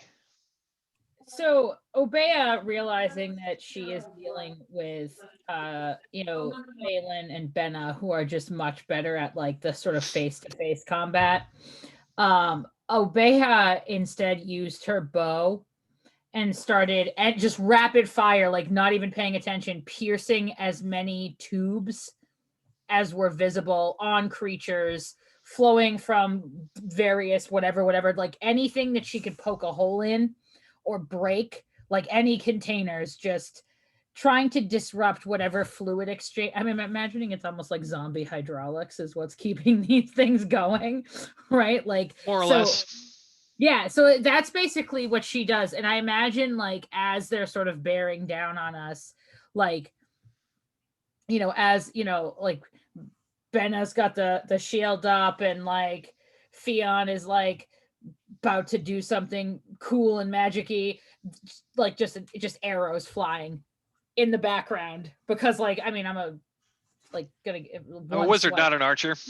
Yeah, one swipe I would be like ground hamburger. So yeah. Okay, so Obadiah is basically is doing a suppressing fire. I love it. Theon, what is your role in the fight? Yeah, Theon is using my my combined artifice skill and my gigantic woodsman's axe, and like trying to like step around these things and disconnect them from whatever power source they're using by just like chopping the connector ports or whatever is. Got it. The zombies seem to be like, they seem to be more or less self-powered. They were being created in that vat of fluid, but you think that whatever this pink fluid is that's like pumping through them from this like vial thing, that seems to be the course. You also all find out the hard way that this stuff is indeed corrosive. So if it gets on living flesh, it burns. But yeah, I, don't know see. that. I Go don't know on. that Fion necessarily feels it, but I think Fion is standing in a pool of it and is slowly getting shorter. It's Yeah, causing it. It is actually dissolving you. You just don't feel pain. Yeah. I imagine Obey at one point is just sort of like, boop, like over here. No, nope, you don't have bottoms on your feet anymore. So no, let's not do that. Awesome. So you're going to town on the zombies with your woodsman's axe. That's great. Valen, what is your role in, like, once you return to the alchemy lab after dispatching the skeletons? How do you bring the what do you bring to the fight to apprehend this guy? I think Valen's MO is heading straight for the old guy and or the pale guy and getting him in close with my nasty little knives and see if I can keep him from throwing further badness at us and or just subdue him somehow. Or if he dies, he dies. And Beta, same question. Yeah, I picture this as like a co-op between Valen and Benna. You know, Valen's ex-soldier, I'm ex-Kingsguard. Probably some overlap in skill there. And yeah, I think we're both circling around this person, cornering him and trying to subdue him. Okay, fantastic. Yeah, you dispatch the zombies. You capture this guy. He's not once you get in close, he's not much of a combatant. Like at one point, early in the fight, he's hiding behind his weird Frankenstein zombies. And he pulls out he's like throws a couple of flasks in your direction, and one blows up. I mean, it didn't have a fuse, but one blows up like a Molotov cocktail. One sprays acid, and I'm going to say, you probably all take some damage, but I'm not going to try to track that at this point. I think no one was as close to death that was really on the line quite yet. And yeah, after a big fight, you have dispatched the zombies and you have captured this guy. After the fight, you sort through it. You find some some treasure. You also find a secret door that leads to a set of stairs that go up. You follow those, and those open up into a secret door that leads into the main part of the ossuary. That presumably the priests who run the place didn't discover, and that seems to be where this guy was stealing his corpses. And yeah, you hand him over to the priests. You show him what you found, and you are rewarded. They are especially interested in the information about that lost archive, and they're willing to pay even more for that. And all of you are able to meet your burdens.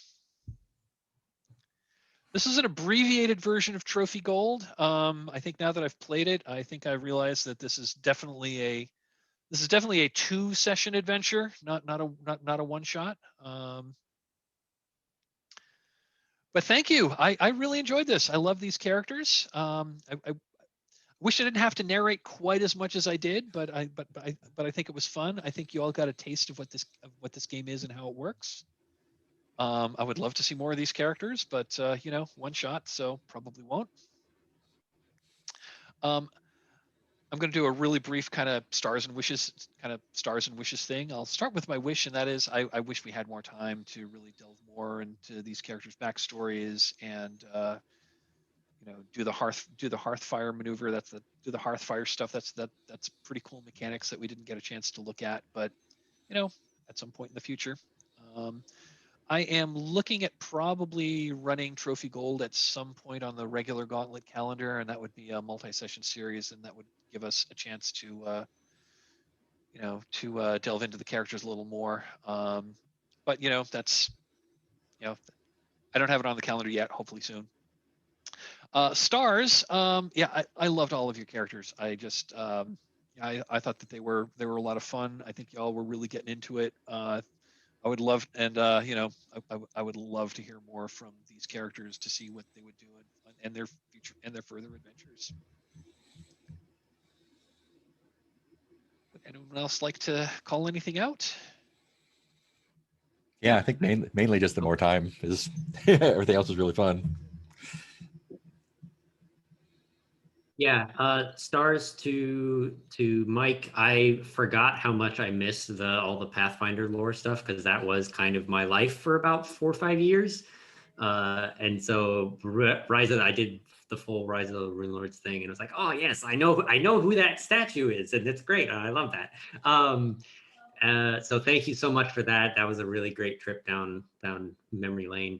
And I really enjoyed the kind of the interactions that I got with all of you. You guys did a great job of just like pulling in little character moments, and even the more mechanical ones with help from Obeda. And that was all really fun, and I really enjoyed that.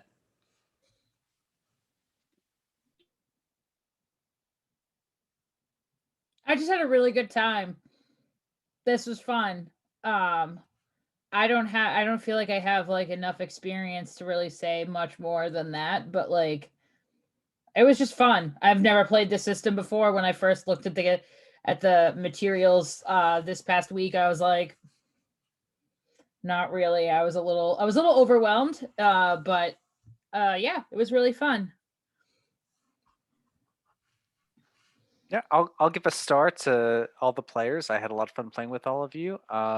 Special star for Jennifer and Mark. I think from what I recalled, this is y'all are new to playing with Gauntlet folks, so I hope you'll join us more in the future. We have a Slack group that you can join now that you've played with us as well, where we kind of play games on an ongoing basis. So I hope to see you around in the future.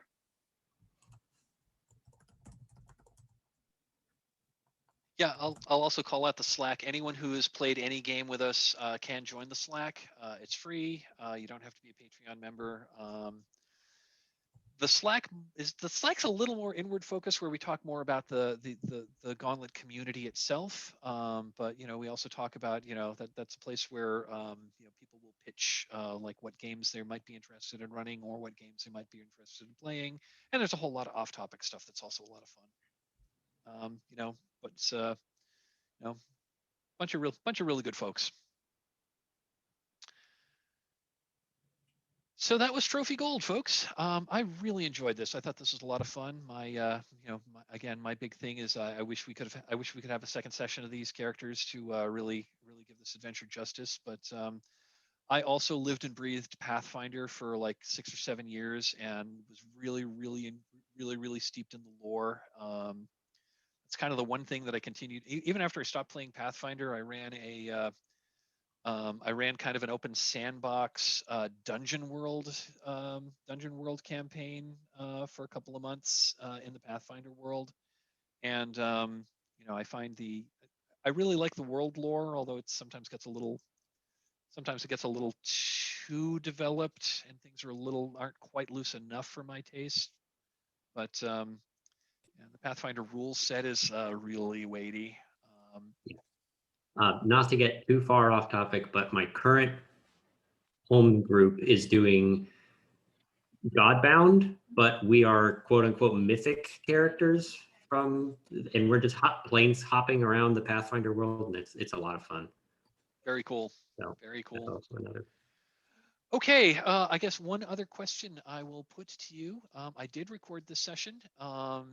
Are folks okay with me releasing it publicly, or would you prefer that I just keep it to myself? Okay, that's an enthusiastic thumbs up. So I have permission to release this publicly. I will drop you a line as to where you can get it. It's going to be on my YouTube channel, but I'm going to mention it on the I'm going to mention it on the Gauntlet forums and on the Gauntlet Slack. The forums are open to the world, but I don't know how many people actually go to the Gauntlet forums. They are pretty cool, but it's kind of a niche market, shall we say? Do you Thank care you if so we much. link to it? Oh yeah, I'll send you links to the videos. Absolutely. All right, awesome.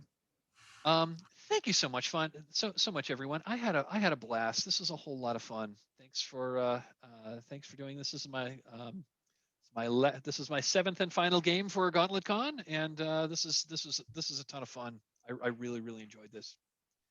Yeah, thank you. Good so night, much. everyone. Thanks, and Have a take good care. one. Thank you. Good night. Good night.